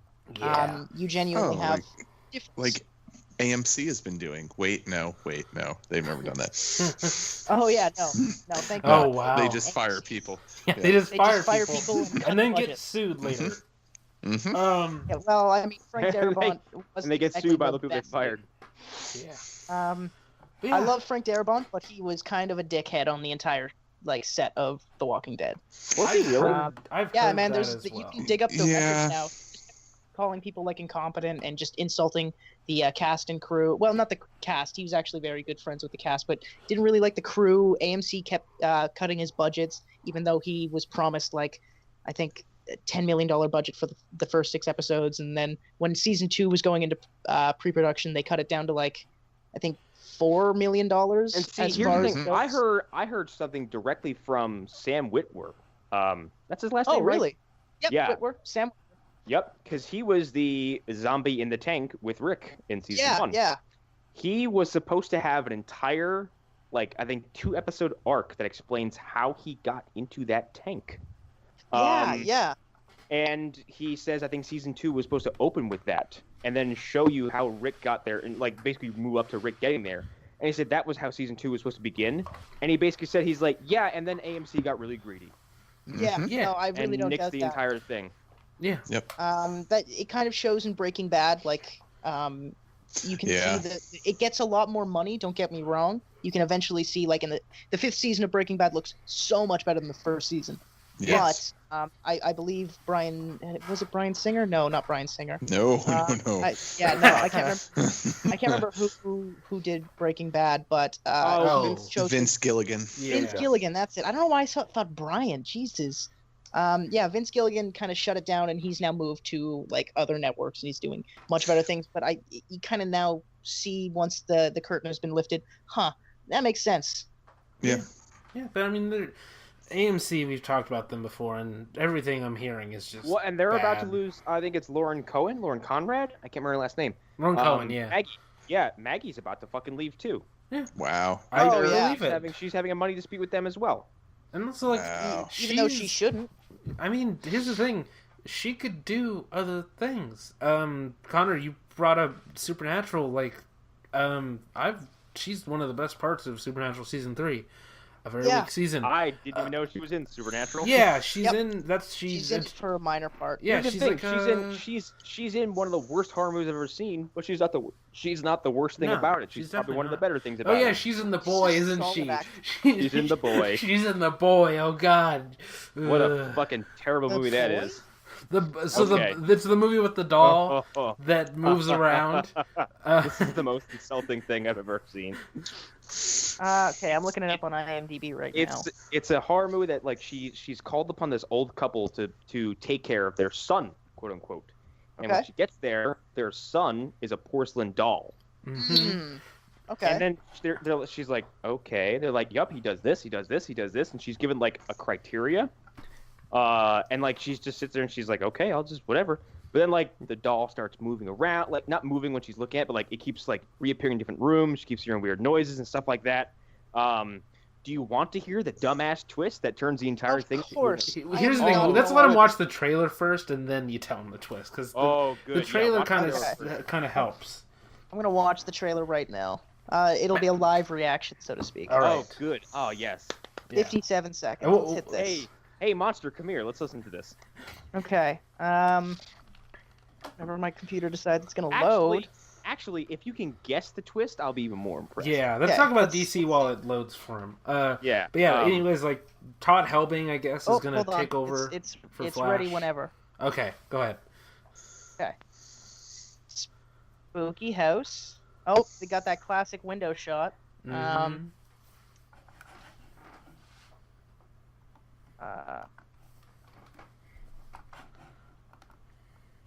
This is riveting podcast. Right here. No way. Thing where, like, the kid sits on the ground and then it like spooks itself up and the Lauren Conrad runs away. That's dumb. That's some. Oh, this Okay. movie lives and dies on tropes until the end. Oh, I can tell immediately. Draw chalk around. Oh my God, the doll has. What? No. Wait, the doll has what? Yeah, Oh, you're fading away. Oh. Hello? You're being carried away by the boy. Sucked into the internet. oh no. Mm-hmm. This is groundbreaking stuff here. It Yeah, really I'm, is. Very avant-garde. I'm really sorry. Hey, can you hear me now? Yeah. Yes, Yeah. we can. Okay, cool. I guess it was just the trailer being a little too loud. Okay, Yeah. so that looked very poor as far as movies go. Like, you're right, it hits every trope on the way down off the trope tree. Especially at the end where you get that freeze frame of the painting grabbing Lauren Conrad, or Lauren Cohen. That's pretty poor as far as. Okay. What's the twist? Okay, the twist is she becomes a doll. No. No. Ah, damn. Okay. Their real son lives in the walls. No shit. No shit. And then the last 5 minutes, it becomes a slasher movie. It's literally a giant dude comes out of the fucking wall and chases her throughout the house. That's. I was so like, dumb. You didn't earn this at all. Yeah, like you didn't even tease it. Like there's that moment where she knocks on the wall in the movie, and you're like, what's that about? I guess it's to see if you can hear the big boy walking around between the boards. Yeah, it's this big fucking long-haired dude with a doll mask on steps out, and he's like, "Mommy!" I'm like, "This is the stupidest thing I've ever seen." I can't believe. Did you do a Good. movie dump on it? No. Okay. No, Connor's 'Cause, just seen this movie because he watches horror movies a lot. Okay. Yeah, I go through new releases. I'm like, all right, what's this out? And then I go through it. And I'm like, what did I watch? And I watched The Boy, something else the same day, and like Insidious 3, and I ended up Oh. loving Insidious. No, I love Insidious.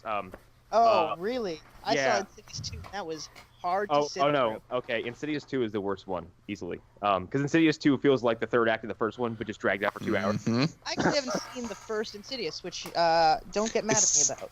It's actually not bad. That's why the second one felt really hard to get through.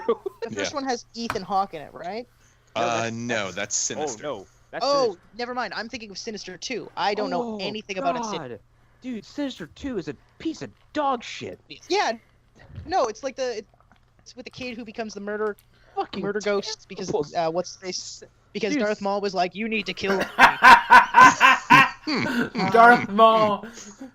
Yeah, Sinister 1 is fantastic. Sinister 2 is appalling. Yeah.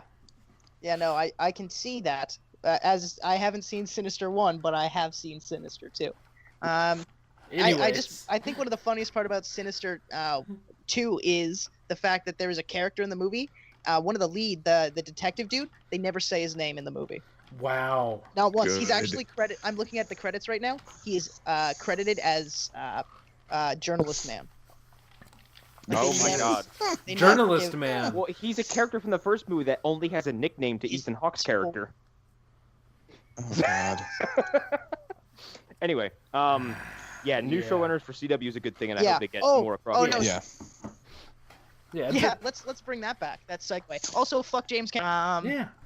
Yeah. Keep that dead horse beaten. Yeah. Hold on. He Okay, is okay. a gobbermouch. Wow, that's Gobberman. really good. That's really good. Yeah. That's a good one. What's that one Hold- about? An old Irish word for a nosy prying person who likes to interfere in other people's business. Yeah. Yeah. Interesting. Yeah, that's actually very fitting. Good He's choice. also actually, this might be me, a classomaniac, someone who only seems to be able to speak by shouting. yeah.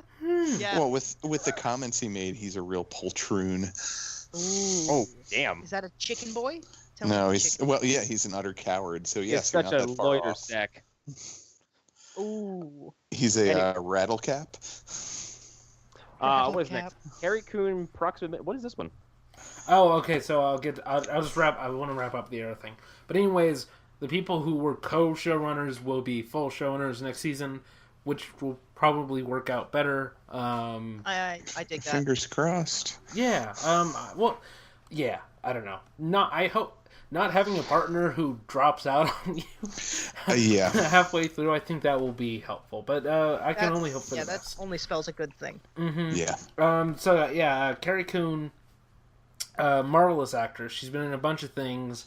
Leftovers. Leftovers. Ooh, Leftovers. Leftovers, Hell yeah. Fargo season 3. The thing most people would have seen her in though is Gone Girl. Yeah. Yeah. Oh, wait, what was She's she in terrifying. Gone Girl? She's Ben Affleck's Oh sister. no, sorry. Yeah, no, sorry. I'm She's thinking the of what's her autistic face. sister who he stays with. Holy Yeah. shit, she's awesome. Yeah, Yeah, she's Carrie great. Coon is rad. yeah, yeah. 100% Yeah. rad rating from Connor. Mm-hmm. Or- But But her doing the voice of Proxima Midnight is kind of awesome because I didn't even ever think of her doing a role like that. no, I didn't. I never I thought didn't that even know would they be were a putting thing. Proxima in. Honestly. I'm excited. I mean, and American Connor is going to be getting to all of those characters relatively soon in Avengers, or at least in Infinity. I've already met fuck. The Maw. Corvius Glaive too, most likely Yeah. if you've just started. Yeah. Okay. Yeah. Yeah. Well, I guess I have to jump on that now. Fuck. I need You to need- read. I need comic books actually. You They're need so to read expensive here in all Canada. of the Hickman Avengers then. Okay, I will. Actually, speaking of reading, this is a bad segue. I'll be right back. Okay. Well, we'll keep on going without Yeah. for a little bit. Godspeed, you Black Emperors. But anyways, yeah, Carrie Coon, she's a great actress. I've loved her Yes. in everything she's been in. I think she's the best part of Fargo season 3, aside from what the fuck was the name of the bad guy? I can't remember. That's maybe the biggest problem with him. His name is unmemorable. But she's the best part of that whole season. I think she's the reason to watch it. She was my wife and my favorite part of the Leftovers. Honestly, like I mean, we liked Kevin and some of the members of the Guilty Remnant, but I mean, Yeah. she consistently was a great character in the show. Yeah, and the stuff with her family, it's Mhm. and then when I mean, if you haven't seen The Leftovers season 1, you should because it's worth it. But the ending Yes. is so good in that last episode. Again, there's stuff that's set up and things happen with her, and the way her story in the first season resolves itself, and there's so many crazy things that happen. You know, like she becomes addicted to the feeling that you have right before death. At one point, so like she hires a woman to come to her house and shoot her in the chest. Yes. While she's wearing a bulletproof vest, which is Yes. just insane that happened on screen. And she, Well, and And just how her entire story ends at the end of the series. Yeah. Like, she gets the closure she needs to finally move on. Mm-hmm. It's just, it's great. And she's also, like, from just the perspective of, she's not playing the character, she's just playing the voice. Her voice is just very strong. She portrays a lot with her voice. I wouldn't be surprised if she had spent some time in animation already. So I buy it, you know. She just has a very, like, natural, I guess, presence. So yeah, I'm into it. She's a good choice for this role. Yeah, my only experience with her is Gone Girl, and she's amazing in that movie. Mm-hmm. Yeah. You should watch The Leftovers. I'm sure there's ways you could find to watch it. I'm sure there is. Yeah, it would totally be worth your time. That and the entire series is phenomenal. Like, I don't think there's a bad performance in it. Yeah. Plus, The Leftovers is what everyone keeps telling me to watch every time. I'm like, Damon Lindelof, ew.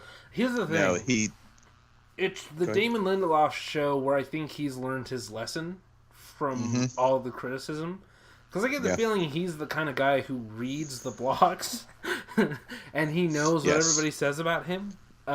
He probably has like a fake account on Reddit somewhere and brings up like, but what about this point? What about this? And also, he's been one of the most critical of people of Lost after the show ended. Like, he's more than willing to point out, like, yeah, we didn't know what we were doing. We just Well, to be fair, neither do I. I have no idea what I'm doing. I just kind of like bumble through life. Right, exactly. But no, they had no real plan past a certain point because Lost started off as a mini-series, which is the thing that everybody conveniently likes to forget. The first 3 seasons of Lost are solid. I would actually even say most of the 4th season is pretty solid. Mm-hmm. Yeah, I forget where I made it to.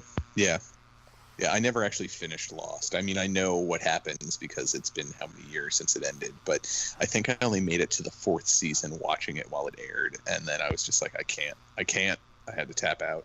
Mm-hmm. You guys ever play Mass Effect? Yes. Yeah. Okay, you beat Mass Effect? Yes. Okay, so you know the ending? Yeah. Yes. Yeah, just put those guys on the island, and it's pretty much that. Okay. Yeah, Okay. and I'm not saying that like they flubbed the ending. The ending was just something you didn't expect, and the game or the TV show doesn't really point out to you very well. So it kind of comes off as poor when it's actually a pretty good ending.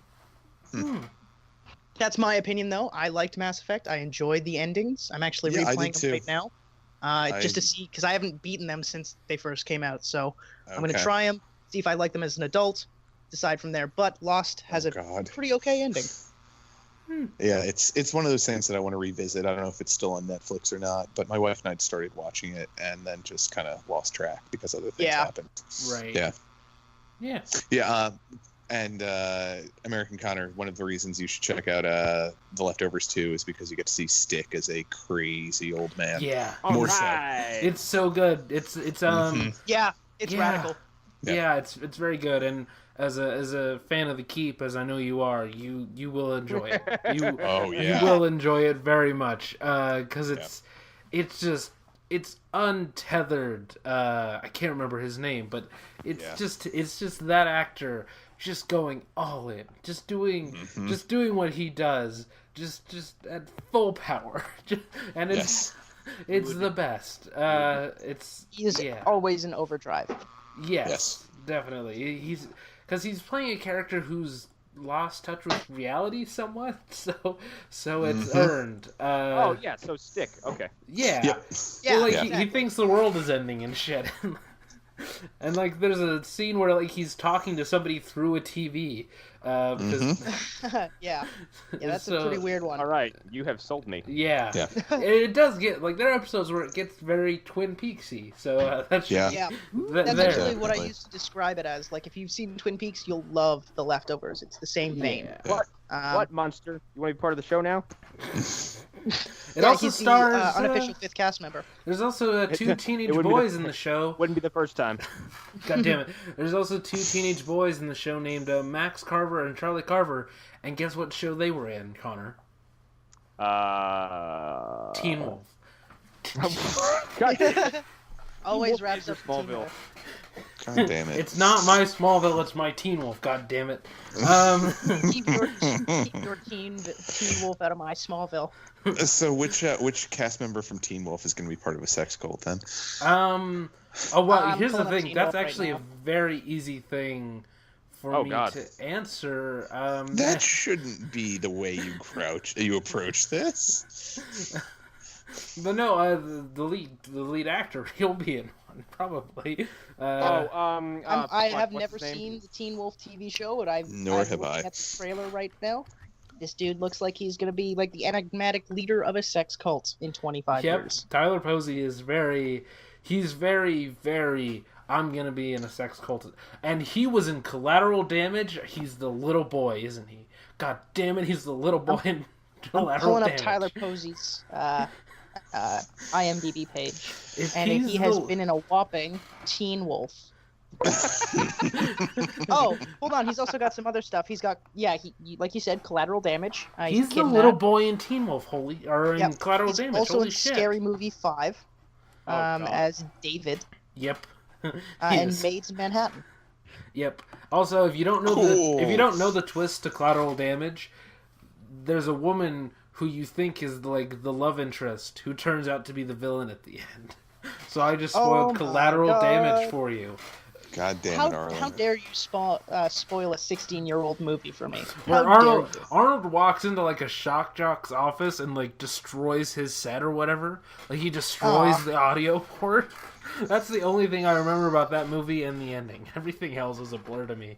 Like he goes to Colombia or whatever, and he tries to hunt down these terrorists or something. It's a weird movie.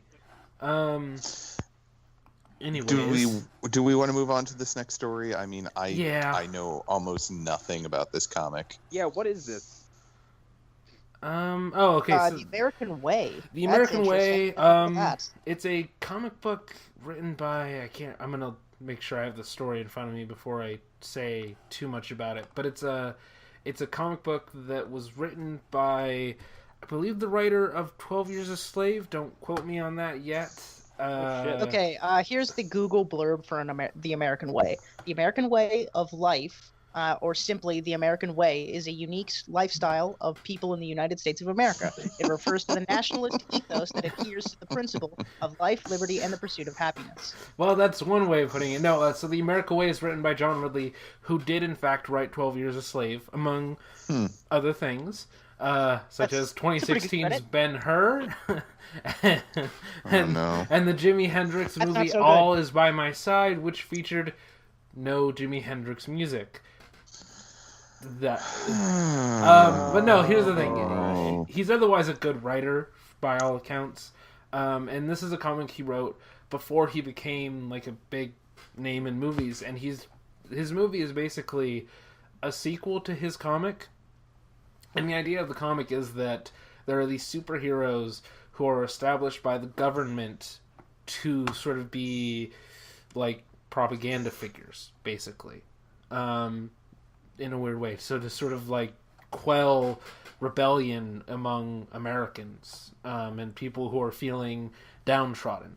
And so yeah, that's sort of the basic gist from everything that I was able to learn about this comic.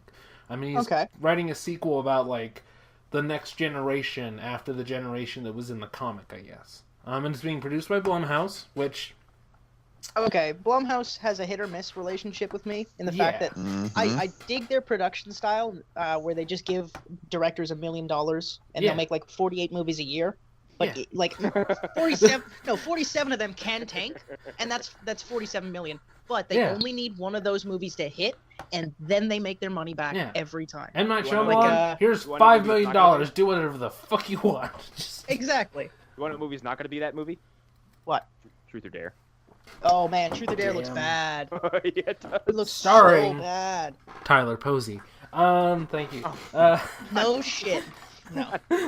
Also, many other CW stars, Yes, many other including the people. Flash, including the Flash's Violet Bean, who plays Jesse Quick. And the star of Jesse Pretty Little Quick. Liars on what is now Freeform. So yeah, they really just cast from the whole TV pool. But anyways, Blumhouse is they have a very smart production background. Like they know how to make a movie for cheap.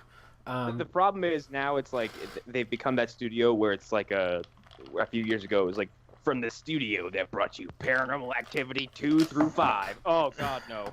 Well, no, now they're the studio that gave you Oscar-nominated Get Out, and Oscar-winning Get Out. Like looking at Blumhouse, they did like Get Out. They've got the new Halloween coming out this year by John Carpenter.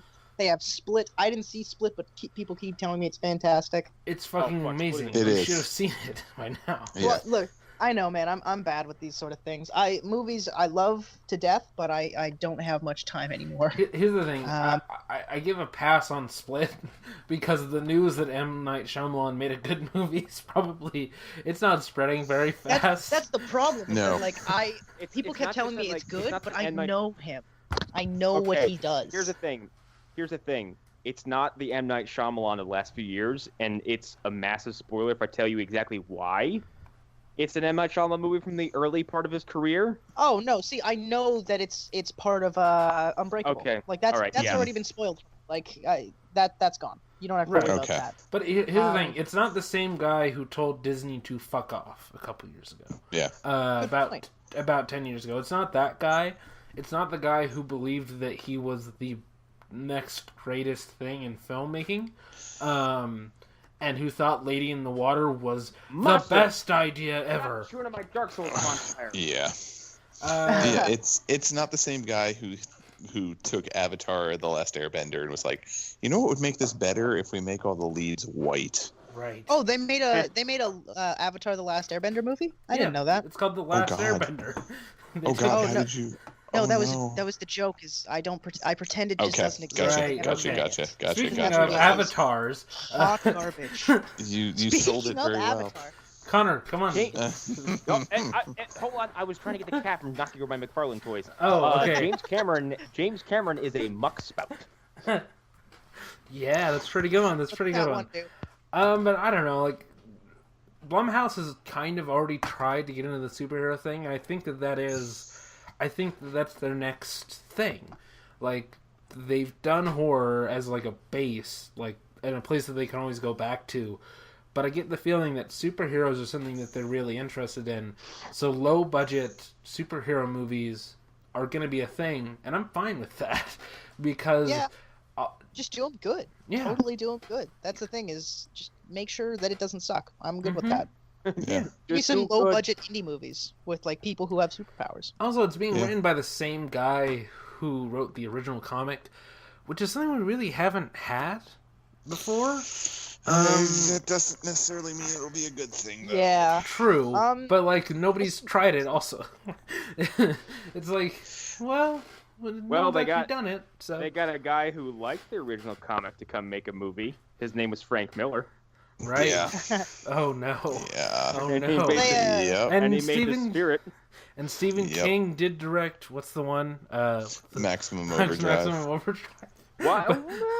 But no, he was on cocaine, so cocaine directed Maximum Overdrive. Mountains. Just so much cocaine. Cocaine wearing a Stephen King suit. Do you want to move on to any one of the extras? Yeah. So we're going long, so I'm just gonna say pick an extra that sounds interesting.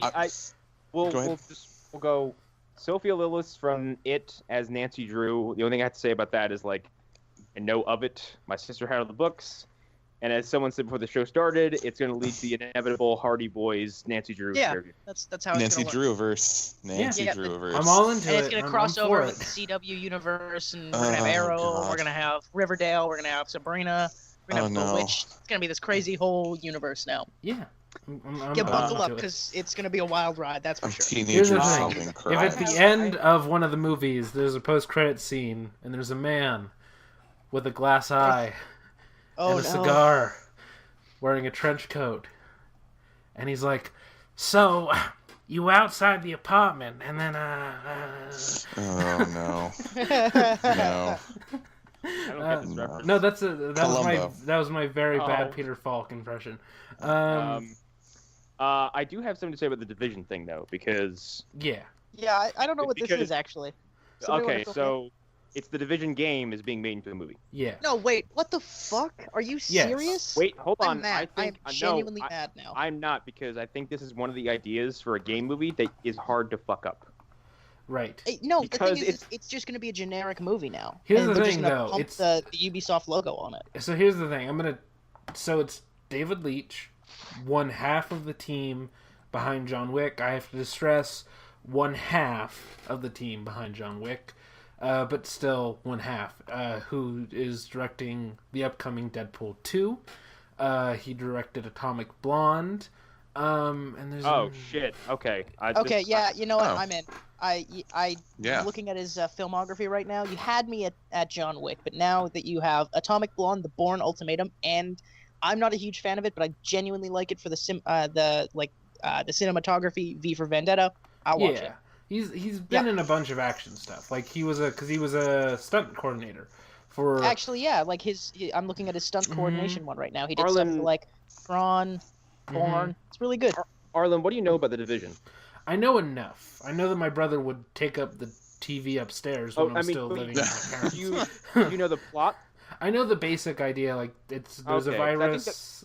Well, the virus is it's like this terrorist cell basically like they drop it on Black Friday, Mhm.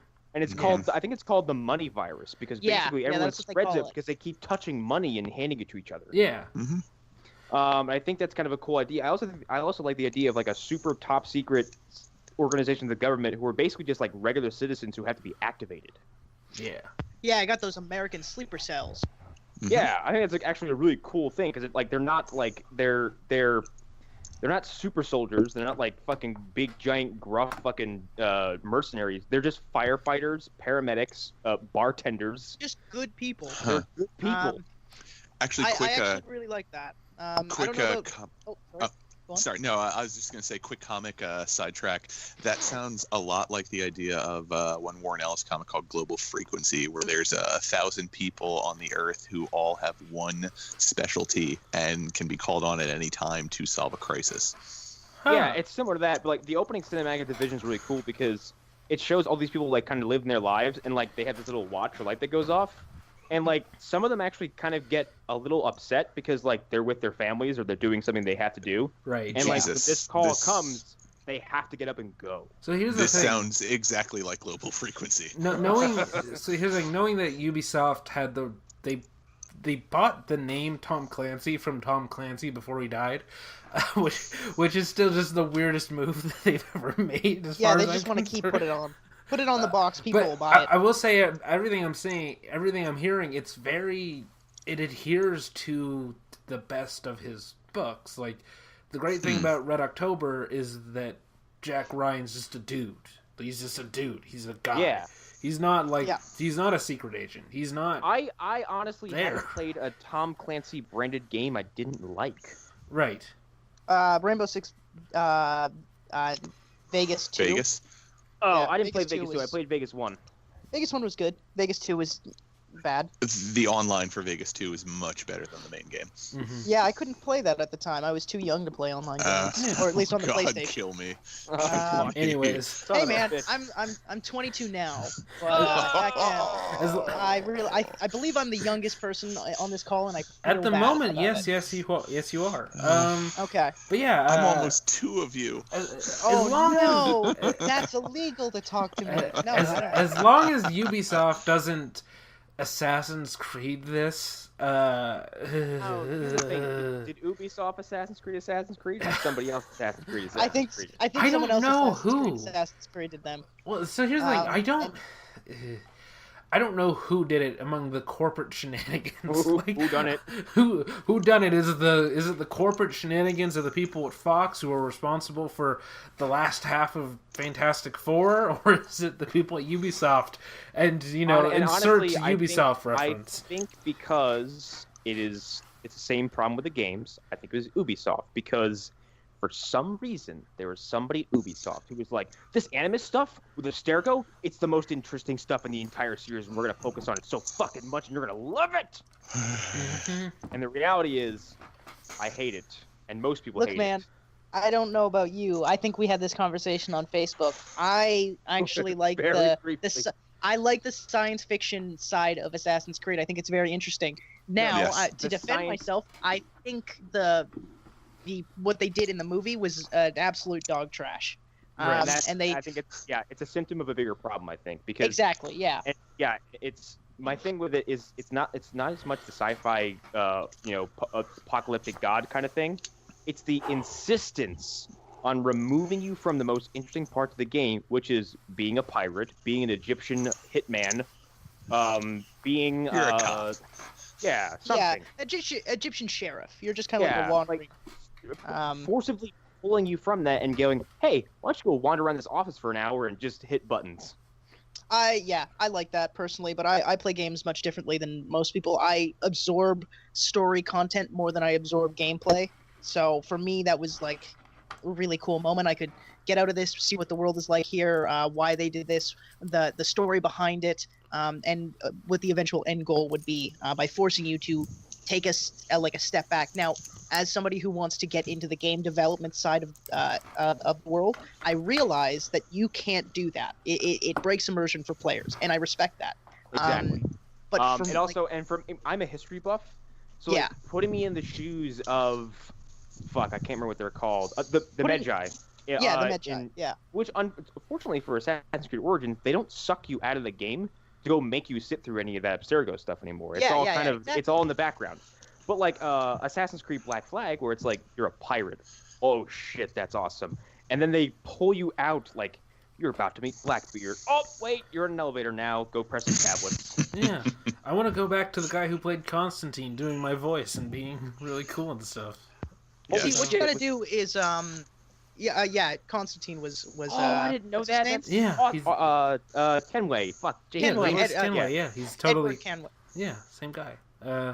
Because he's busy. He does everything. He's a busy boy. Good, because Constantine's no longer a thing. And that's a sad day for us all. He's going to be a main part of the cast in Legend of Tomorrow Season 4. Yep. Good. That's another reason I have to watch Legends of Tomorrow. So another reason you need to watch the entire universe, except for the bad seasons. That's the problem. Oh my god, I have to watch so much stuff if I want to see one thing. It's not that much because 4 seasons of it are bad, so that cuts it in like half automatically. And I can fill you in on anything that you lose. I can tell you to do it exactly how I did it, and it worked out fine. Yeah, I'd actually love to. You could just do what I did and just jump right in. Yeah, I started with Arrow, and the first season of Arrow, I was like, this is pretty good. Yeah. And then as the first season of Arrow, as I was watching it, the first season of Flash was finishing up on TV. And here's the funny thing, I went into season 1 of the Flash knowing the season's biggest spoiler revelation. And it didn't alter the enjoyment of it at all. Because at some point, I, like, with knowledge in my back pocket, I was still kind of like, no, they won't do this. This is not. Oh my god, they did it. Anyways, I have Okay, that's cool. Yeah, and also like I can tell you the perfect, not the viewing order, but like what seasons to avoid because definitely cut out the chat. Like I don't need all of them. That's the thing. I just need to see. Arlen's Arrow season 3 is my Flash season 3, basically. Okay. Well, don't get me started on all of it. So yeah, that's the Division. But anyway, stuff. Division. Yeah, I think it's a cool idea for a movie. I like Ubisoft a lot, and I kind of hope that they are the ones who can break this chain of fucking video game movie mediocrity. Rampage. I don't think so. Oh yeah. Hold on. Let's talk about Rampage for just one quick second. Dwayne. One, who thought this was a good idea? Who was like, Rampage? We need to make that movie right now. The thing, it's The Rock. The Rock's been trying to make Rampage since like what was the year I said? Because I said in the show, The Rock's been trying to make this movie for like almost 10 years. Seriously? Here's the thing. I believe it. I wouldn't be surprised if Doom happened because he got out of a meeting for Rampage, and they were like, "No, Dwayne, we don't want to do this." Find it right. I'll never disagree with Dwayne, though. He just seems like such a good person. No. I actually I did not meet him, but I saw him when I used to work at a toy store in Connor, Vancouver. You want the year that this project was announced? Yes. 2011. Jesus fucking Christ. Oh shit! 7 years, man. That's half a decade. Yep. And Warner Bros. acquired the rights to Rampage in 2009. Oh my God. Well, I mean, didn't what was it? It's because Atari they bought. go under then? It's because they bought Midway. Mhm. Midway, that's it. Sorry, my Yeah. apologies. Yeah, no. Well, and the Rock was basically like, holy shit, I love Rampage. Like I played the crap out of that game as a kid, and he's been attached to it ever since it was announced. good. You know what? Actually, that makes me feel good. I don't think I'm gonna watch Rampage because it's not my type of movie. I'm not huge into the popcorn chewing movies, but if he went in like with a positive attitude, wanting to do the movie, then it'll be at least good, right? Yeah. Yeah. That's I mean, that's what I'm hoping for. I almost that's saw it everything I've today. heard about it. I was just tired, so I personally enjoy the. Oh, that's not real. That's not real. Vin Diesel's flying.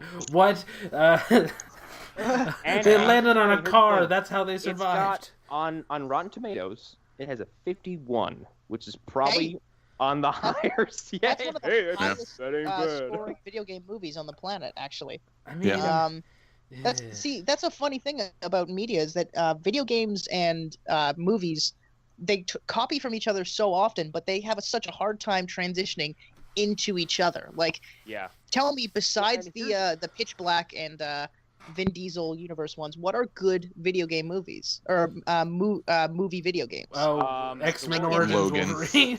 Yeah. The Warriors. The Warriors, the perfect video game based in a movie. Yeah. I haven't played the Warriors actually, so I can't attest to that. The Warriors was made by Rockstar, first of all. Yes. Okay, good. And it was You got basically they followed the gang. Have you seen the movie? Of course. Oh, They tell you the story leading up to the events of the summit. Okay. And you play through the entire film. Mhm. Oh, awesome. It's like a 30-hour game. Yeah, it's a beat 'em up. It's phenomenal. Does it feel does it overstay its welcome, or is it? No. No, because you go like the game starts, the gang's established, and you keep hearing about the summit, and you build up your reputation enough to get to the summit. Oh. And then as you play the game, you get flashbacks of how each member was drafted into the Warriors. So you get entire backstories on Ajax, Cleon, Snow, Swan, everybody. So you get James Nice. Remar as origin? Shit. Yes. Ah, that's cool, actually.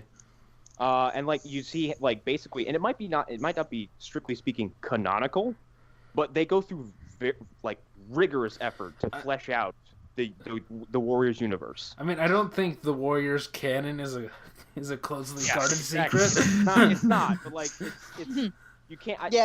There's no one fighting over it. There's no Pablo Hidalgo sitting over a giant book saying, "No, that's not canon." That's not canon. That's not how the baseball Furies work. Isn't the Warriors based on a book? I did not know that it was based on a book. It might be. I can't remember. No, Yeah. I think it's a Walter Hill original. Because Walter Hill's a crazy man. You know, he. Oh, it is actually based on Sol Yorick's 1965 novel of the same name. Yep. Yeah. Interesting.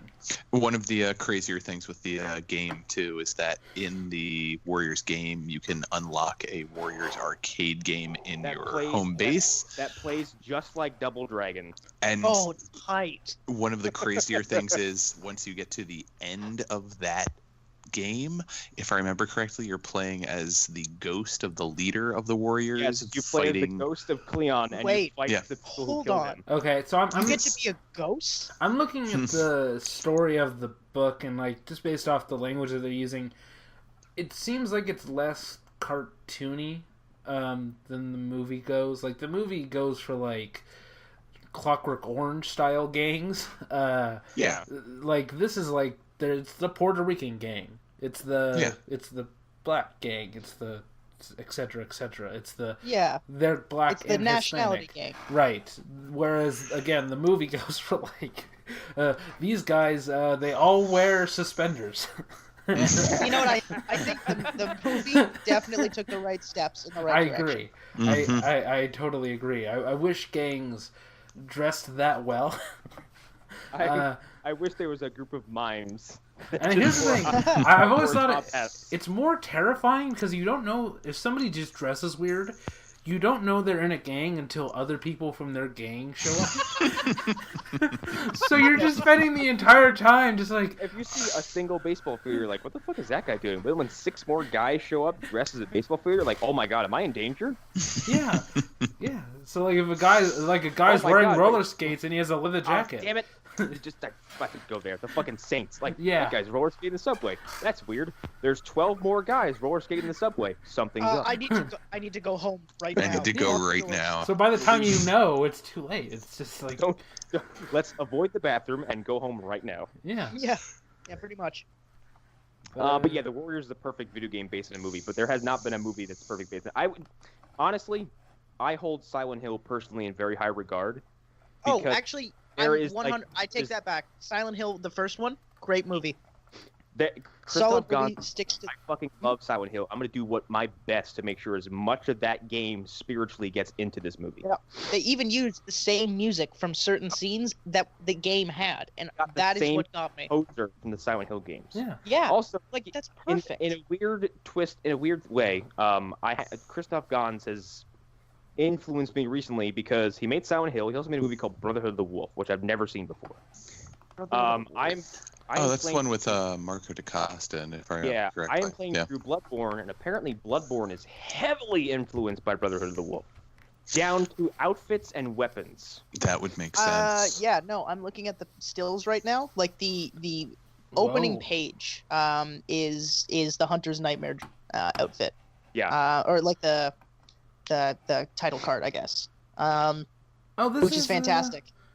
Yeah, no, wow. actually, I think I've seen this. Yeah, it's actually not a bad movie. Oh, this is Yeah. about Gotta- the Beast of Gévaudan. Yep. Yeah. Oh, wow. Okay, And cool. Bloodborne I borrows think from I've that. seen Bloodborne borrows from that and the Cthulhu mythos. I mean, Cool. shit. this. Well, Did I say Cthulhu? Bloodborne is What? one of my favorite. Ow. Yeah, you did say Cthulhu, and that you kind of like tripped me up for a second there, and I was just gonna roll with Here's- it. And Here's and why. let that I can go, tell you. but, I can tell you why I said that. And it's gonna fucking blow some of your minds. But the 4 hits of acid you took before. No, that. it was because the first time I'd ever heard Cthulhu referenced ever was the first Max Payne game. Oh God. Oh. Jack Lupino in that game calls him Cthulhu. Yeah. Yeah. Yeah. Mario. It's interesting. Um, Went to the bottom of that rabbit hole. Yep. okay. I think we're yeah. done now. Yeah, I think we're good. Unless we Yeah. want to talk about Stephen King. Tom you know what? Knockers is getting adapted. Yeah. Tommy Knockers isn't a good book, and even Stephen No. King has come out and said this isn't a good book. So I don't know why they were hopping on it, but I guess with like the recent success of it, Yeah. they really need to capitalize off that Stephen King. I know, Richard but King. of all the things they could pick, like, the man has been a pretty prolific writer. Let's go with anything I mean, other than Tommy Knockers. To be fair, and I'm among the people that say this, the best ideas for remakes to me are taking things that didn't work the first time and improving on them. Okay. That's always more interesting. You know, like, there's no reason not to remake Hannibal. That's a smarter choice than remaking Silence of the Lambs, personally. Because one I don't of think those you'll ever top Mads doesn't need Mikkelsen, it. though. Yeah, you know, like, Red Dragon is a bad movie because it didn't need to happen at all. Yeah, it Yeah. didn't need to exist. You know, Manhunter is perfectly fine. Yeah, it doesn't have Anthony Hopkins, but so what? It's a Michael Mann movie from 1984. It's peak It's gonna man. rock. Yeah, it's just It's like, peak man. it's peak man, and he's man. doing and he's Say it doing one more it. time. Just He's say it going one more full time. in. He's fucking the William Peterson has a fucking hairy ass chest, and he's just like he's. I miss William Peterson so much. Where'd he go? I don't know. Let's see where William Peterson. He was on CSI for years, and then he just disappeared. He's just like vanished into thin air. It's so weird. And then the show Yeah, that's fucking. actually a really good point. He And just the show sucked after that. yeah. William Peterson has done not a lot since I mean, then. he doesn't Oh, need that's to. After Manhunter, do you really Good point. need to do anything after that? He was in Seeking a Friend for the End of the World. He was? Yeah, he played Trucker, just a trucker. That's He also made wow. he was also in a direct-to-TV movie called The Beast. That was years before CSI, though. Yeah, no, I have no doubt about that. He hasn't been in anything since 2015. There is no Holy recent shit. credits. He was just announced to be the producer on Hurt People, but that's just been announced. He is the executive producer, which means he doesn't have that much control. Oh, The Beast is yeah. the movie with the shark creature, with the like. It's the giant squid thingamajig. Oh wait, what's Giant, yeah. this is the other He played Peter. Whip Dalton. This is the other Peter Benchley one, because Peter Benchley has the one with the Shark Man thing, and then there's this one, which is the other. Ugh. Yeah, Peter Benchley, the guy who only had one idea. One idea. And Yeah, he had laying it one out. idea, and then he does variations on the same idea. I think I heard that same joke said on Good Bad Movies on YouTube. I mean, it's a good joke, so... Yeah. You might as well stick with it, right? Don't be Anyways, happy. yeah, Stephen King, lots of stuff's going down. We didn't really get to talk about it because Gary went off the deep end. Yeah. But I'm excited about The Stand going to CBS All Access because, as I said last week, Star Trek Discovery is like really, really good. And I've only seen the first episode, and Yeah. I wasn't super impressed by it. But That's I not- guess I should. you need to get past that one. I think. if I can believe you, but I've been told by others who are not so thrilled about it. Yeah. Yeah.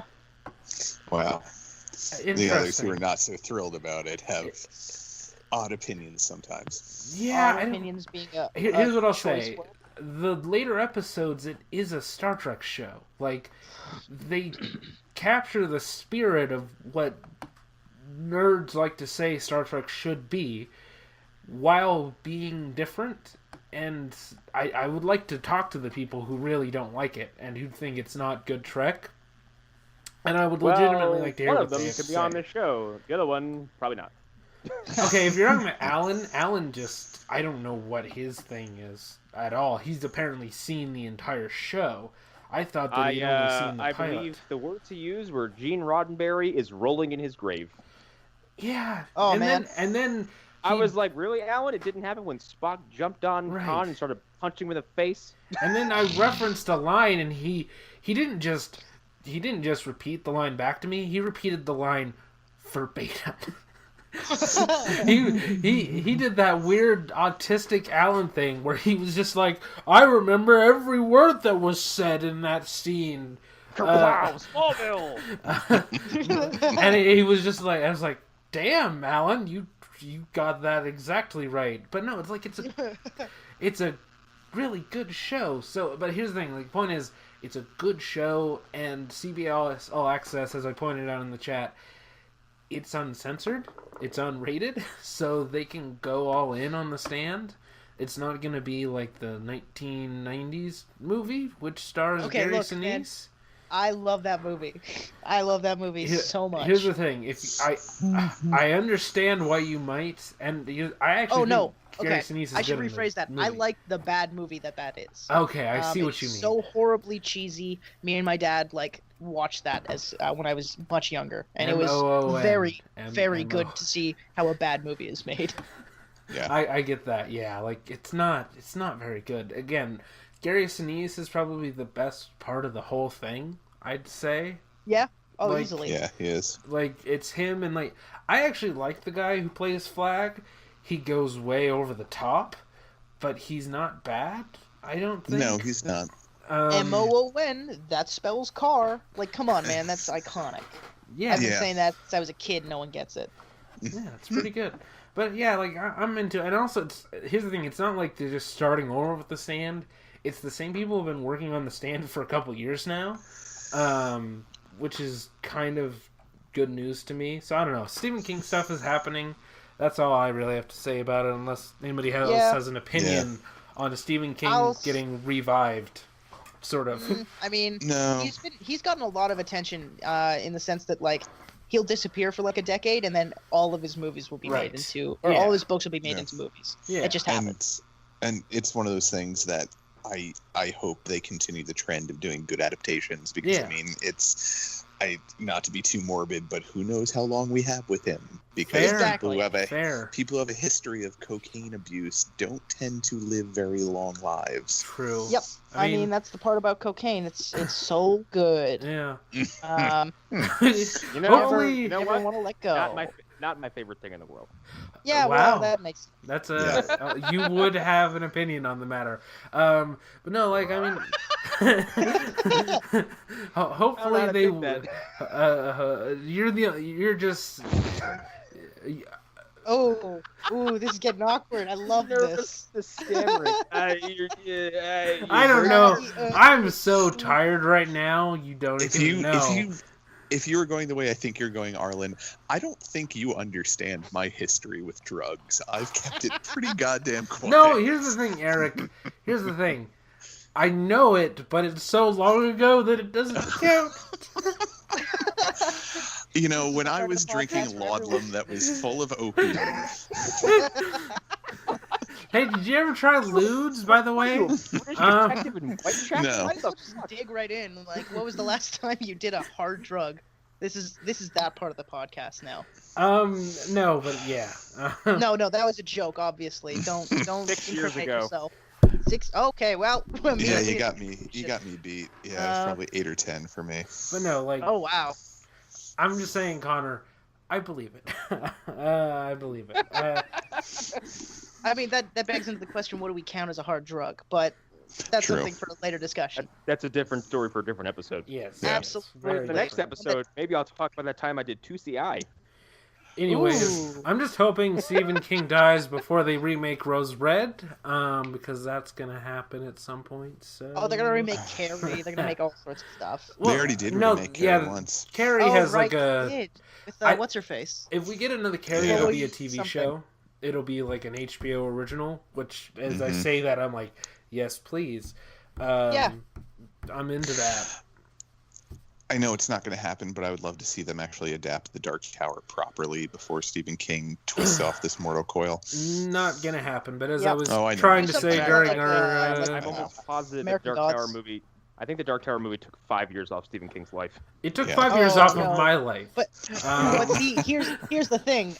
It gave Stephen King 100 years of power. It did. So that's true. Here's the thing, and it's weird because about a little before it came out, and right after Dark Tower was about to come out, we did an episode about Stephen King. I don't think you were on that one, Connor. I think that's one of the ones you missed. I can't actually remember though, but it's right before our George Romero special that we did, and we were talking about how Stephen King stuff was looking very grim at that moment, but it was on the horizon, and we were like, what if it brings about like a new age of Stephen King? Like, what if Stephen King like comes back and good adaptations are made? Stephen King-a-sance? Yeah.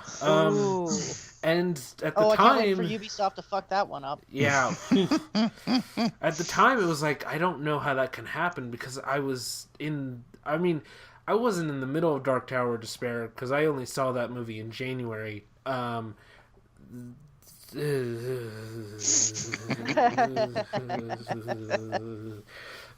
I was just like, they fucked it up.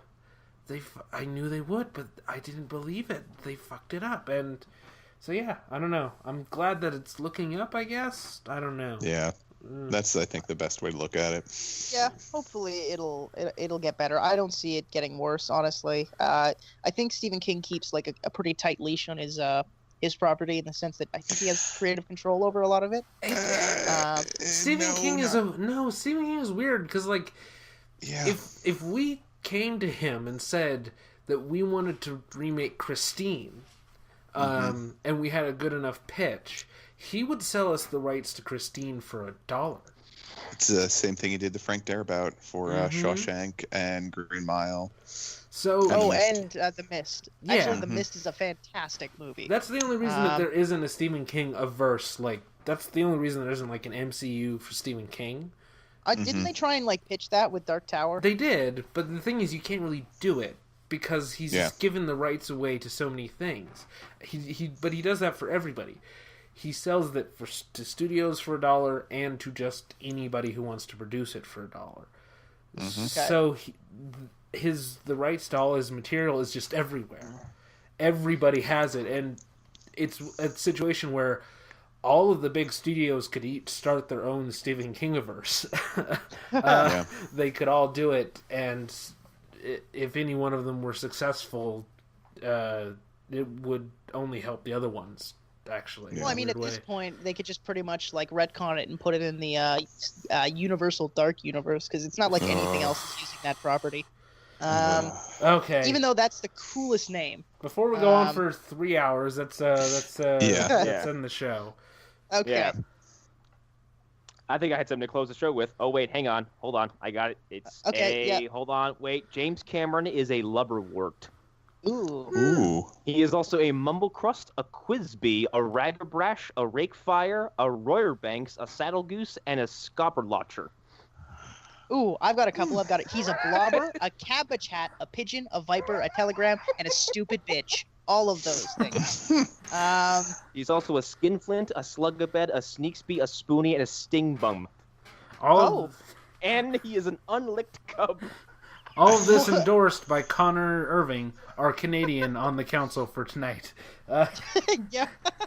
James Cameron, of course, a Canadian. White-livered. Is he Canadian? Yes, he's Canadian. Do we own him? Yes. I mean, I think we can all agree that with the way he's been acting, he's been a real saucebox. Oh, he's been a real American recently. He is quite the word grubber and a wrinkler.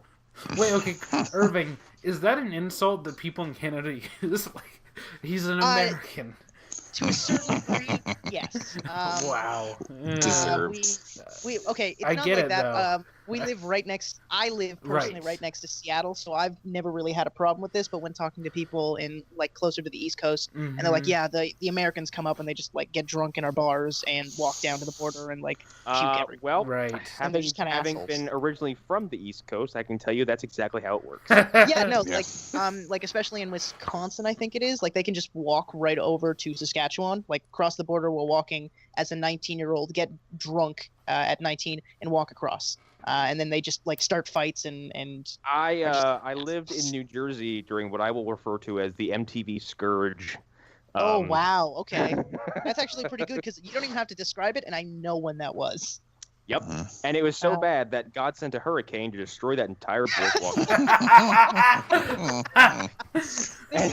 The tornado.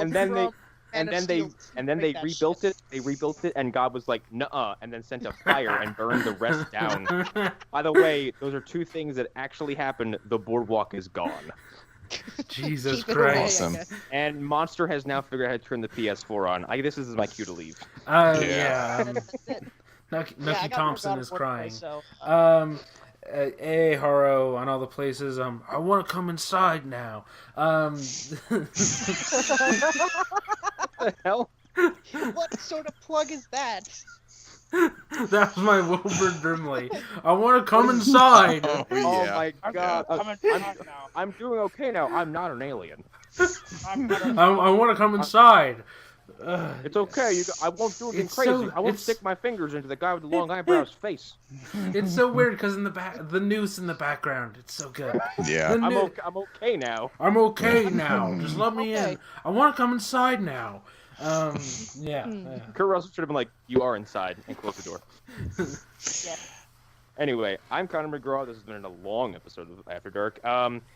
As I've said in the previous two episodes, we're going through a tech delay on movie dumpsters, so hopefully we get that fixed up soon and have some episodes out. So sit tight.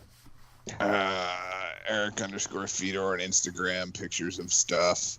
Also, like I was saying earlier in the show, check out Global Frequency. There's a deluxe hardcover that just came out that collects the entire series. It's very similar to the premise of The Division, like Connor was saying earlier.